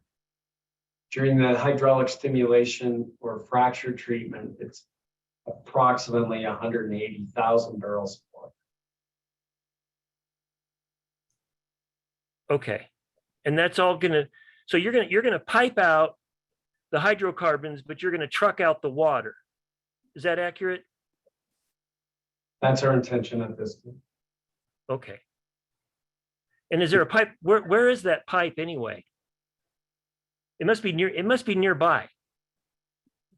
So can we clarify your question? Did you ask, are we piping off the water? No, I'm asking about, you're piping off the hydrocarbons. Correct. I want to know where the existing pipeline is. Just on the east side of County Road 3. Okay. There's existing production. That pipeline is active now? Yes. Okay. All right. Well, hey guys, thank you for letting the public jump in here. You guys have a good evening. Thanks for your comments, Bill. Appreciate that. Okay, we are at our 8 o'clock point. Now, a couple of things we can do. If I think we still have some more people that want to comment on this particular application. If folks are in agreement, you know, we can extend this another 10, 15 minutes, or we were pretty particular about making sure that we cut this meeting off at 8 o'clock, but I'm happy to extend this a little bit beyond. What is the feel from the panel here? So do we want to, moderator, maybe I'll go to you. How many more questions do we have tonight? I have 3 people in the queue at the moment with their hands raised. We could extend by around 10 minutes and should be able to accommodate them. Okay. I'm certainly happy to do that as long as the rest of the panel members are as well. We are as well, Troy. Okay. Let's go ahead then, Sterling. All right. Next up is Rachel Nicholson. You have been promoted to panelist. Hello. We can hear you. Okay. I live in Loveland as well, although not near this project, but I'm still have some questions. Is the natural gas, and here I'm used to fracking in a different portion of the country. So my question is the natural gas here generally wet or dry? Thank you. That's a good question. Okay, thank you, Rachel. That's a great question. This is John Benton. Generally, this is viewed as being more or less wet gas. The reservoir is a bit above the bubble point when it starts production. So the gas that comes out is considered more of a wet gas. Okay. And so but you still intend to pipe all of it? Everything Yes, that ma'am. you extract? And Yes, not, ma'am.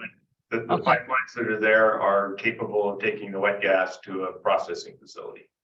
Okay, all right. And then I was wondering, the part about flaring went by fairly quickly, but I know that generally you've committed to not flaring unless there's something, emergencies or something else. Do you have any idea of what you would anticipate being the number of days that you would be flaring? We're not anticipating flaring at all.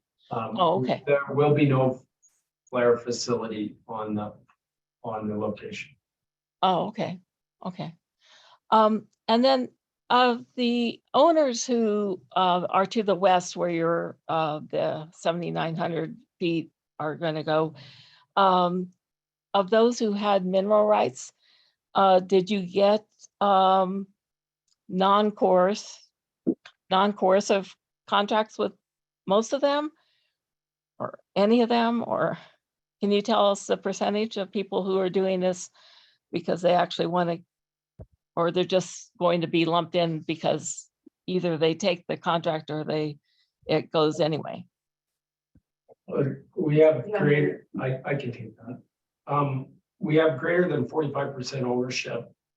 Actually, I think it's close to 80% ownership of the minerals under this spacing unit. And we've not had anyone that we've not gone to forced pooling or anything like that at this stage, because we've not gotten to that portion of our application. So no, we've had no one that's Okay. When would the forced pooling, if you have to use it, when would that come in the process? Hi, Rachel, this is Julia Ryan. That comes later in the process. So after the City of Loveland permit were to be approved, and after the COGCC OGDP permit is approved, that was the acronym for Oil and Gas Development Plan. There's actually a couple more steps that happen after that. The first would be also filing Form 2s, which are the actual wellbore permits. And then there'd be an application before the COGCC. It would be noticed. All mineral owners would receive notice, and that would kick off the statutory pooling process. I see. Okay. All right. And then just one kind of comment to earlier questioner about vibration. I think she was confused about earthquakes and vibrations. Would you think that was true? I mean, because obviously if something's under a mile under, you're probably not going to feel vibrations, but I think the question that's been at issue across the country has been earthquakes caused by. Thank you, Rachel. That's an excellent question. It's the concern is induced seismicity, and Right. the primary issue has been there was a lot of publication about that, a lot of information that came out within Oklahoma, and that was traced back to disposal wells, water disposal wells, in which the companies were disposing over and above the frac gradient, and they were shallower wells, much shallower disposal wells. And that's what brought about the induced seismicity. Once the Oklahoma, the equivalent of the Colorado Oil and Gas Commission in Oklahoma, once they realized that was going on, the injection was stopped and revised so that the induced seismicity would stop. Right. I believe that was the case in Eastern Ohio as well. I Yeah. mean, that it was injection wells. Yes, it's always been traced back to injection wells. Okay. Thank you very much. Thank you, Rachel. Appreciate that. Sterling, what do we got left? All right. I do have one remaining question. We are going to circle back to Corinne Fentelman. I'm going to go ahead and read that out loud since we were having some problems with her audio. Is Loveland benefiting from the drilling? Meaning, will the oil and gas be going here to Loveland? If not, where? Well, I'm going to have to leave that to the MRG team. What's the benefit there? It's Bill Irwin, I'll take that, Troy. We don't refine the products out of that we sell from the wellhead. So they'll be taken to a third party, and so we don't really actually, beyond the raw production oil and gas, we don't control that. I will say though that there is many benefits to the City of Loveland. City of Loveland is actually a mineral owner in this area. I don't know specifically acreage, but also the City of Loveland will receive part of the tax revenues associated with the project.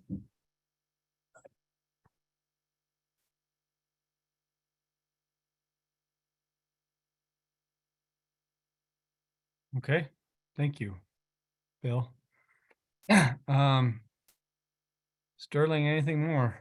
All right. We have Mary Giacomini. You've been promoted to panelist. Yeah, that's my name's Lorelei Kovach.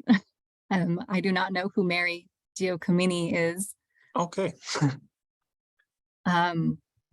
But I'm a resident at High Plains Village, and I was not notified of this meeting. Some of my other neighbors told me about it because I've been quite active in the fight against fracking. with Colorado Rising. So I do apologize. I wasn't here for most of the meeting. So my first question is, when were residents supposed to be notified of this meeting? Well, Mary, let me start by saying. Yeah, it's Laura. Oh, Laura, I apologize. Laura, the notification requirements for this particular site were such that it was a 2,200-foot radius around this particular fracking site. And so if you're in High Plains Village, you obviously would not have gotten notice in the mail. And then the other thing would have been, you wouldn't, if you don't drive County Road 3, you wouldn't have seen the signs. So it's a little bit far separated from where you're located. But nonetheless, you know, I mean, obviously you're someone that's a resident of Loveland and someone who is interested. So we're happy to hear any kind of comments or feedback or questions that you have. Yeah, I'm adamantly opposed to fracking, especially this close to any homes. The research that I've done, that I've collected and sent to the city council multiple times from scientific research, show that fracking within 2 miles is harmful to human health. So I have several questions. One of them is there going to be any air quality monitors in the area? And if so, what are they measuring and how often are they measuring? Thank you for the question. This is Tricia Fanning for MRG. Yes, we will be conducting continuous emissions monitoring. The monitors will be deployed 10 days prior to drilling starting. They'll monitor for VOCs. Additionally, they will continue to monitor continuously for 3 years post the last well drilled. Okay, and so when you say VOCs, they're just measuring Volatile organic compounds. So those constituents, such as, it's a VOC monitoring device. It's in a parameter. VOCs are typically those that are associated with BTEX constituents, which is benzene, ethylbenzene, toluene, and xylenes. Those similar constituents that are in the gas that you fuel your car. So when you say they're continuously monitoring, so like there's going to be readings every 30 seconds, every day, every week, and then will those readings be accessible to the general public? So the readings are continuous. There is, by requirement of rule under the Colorado Department of Public Health, the operator reports monthly, but there's also alerts that are set per the regulations associated with the facility to trigger a notification that is remotely sent to the operator that tells them if there's anything to alert them for parts per million on a continuous basis. And then if there's an alert, it's triggered by the regulation on who additional parties are notified. And then those reports, once they're submitted to the CDPHE, they're made public. Okay. And is there any point when the reading gets too high that operations have to cease, or is it just like, well, you're being poisoned, here's the numbers? No, absolutely. There are regulated points of which operations are to take into consideration the alerts. And then obviously we do our due diligence associated to the leaks, if any, on the site. One thing I want to note, though, the site is going to be electrified for production. So even though we're required by rule to do continuous emissions monitoring, and we've agreed to continue emissions monitoring post 3 years the last well drilled, and the Colorado Department of Health only requires 6 months post the last well drilled, there will be no engines on this location, and the site will be run by electrification. Okay, thank you. You're welcome. And maybe this was already answered. Again, I jumped in late, but it's piggybacking off of Bill Jensen's question about water usage. Where are you getting the water for this operation? Thank you for that question. MRG will be purchasing the water from a third-party provider who already has the water in storage that is already designated for industrial usage. Is that Colorado water? Is that from out of state? Who is the third party? They're still working through the contract on that, but it will be Colorado water. Okay, so we're in a continuous drought, but we're going to use millions of barrels of water for fracking. Okay. Interesting. I hope City of Loveland is taking note of that. It is industrial usage water that is how it will be permitted. So it will not be taking anything away from drinking water and potable water for residences. I'll be interested to see that once the third-party information comes to light. It will be certainly part of our review, and thank you for your comments. We appreciate that. And at that point, I certainly want to thank everybody for the time tonight. I know that we've gone a little bit over time, and maybe because it was important to do so. But nonetheless, Sterling, if you would just go to the last slide there for me. Thank you. And thank you. Yeah, there you go. I just want to point out to everybody that, first of all, thank you for your participation in tonight's neighborhood meeting.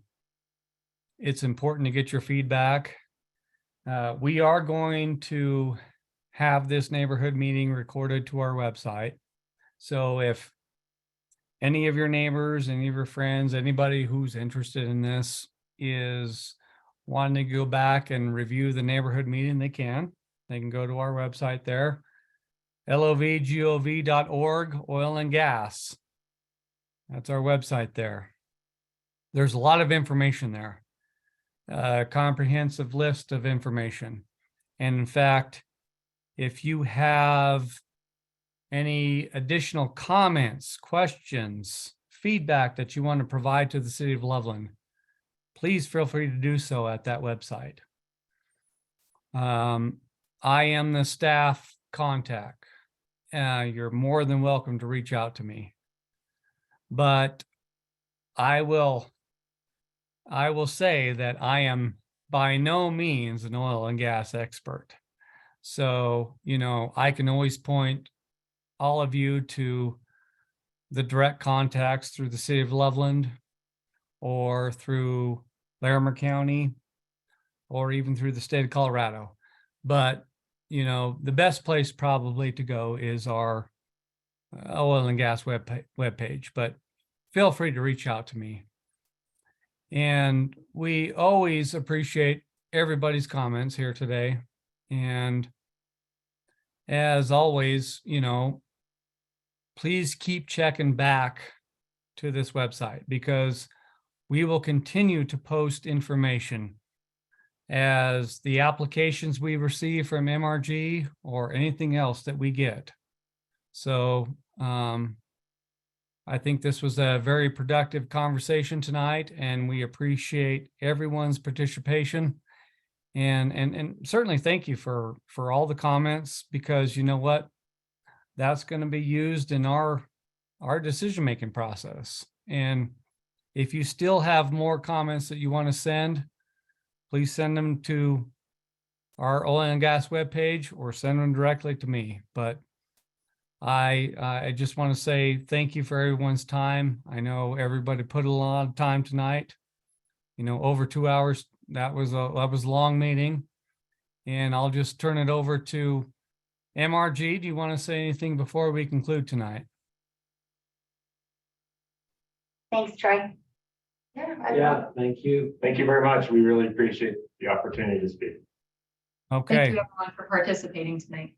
Yeah, thank you. We appreciate your participation. And we'll be following up with some more information for all of you. So again, thank you and have a good night.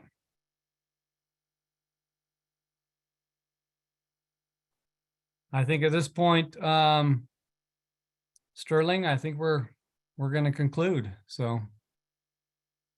All right. Thank you, everyone. Yeah. Thanks, Troy. Thank you.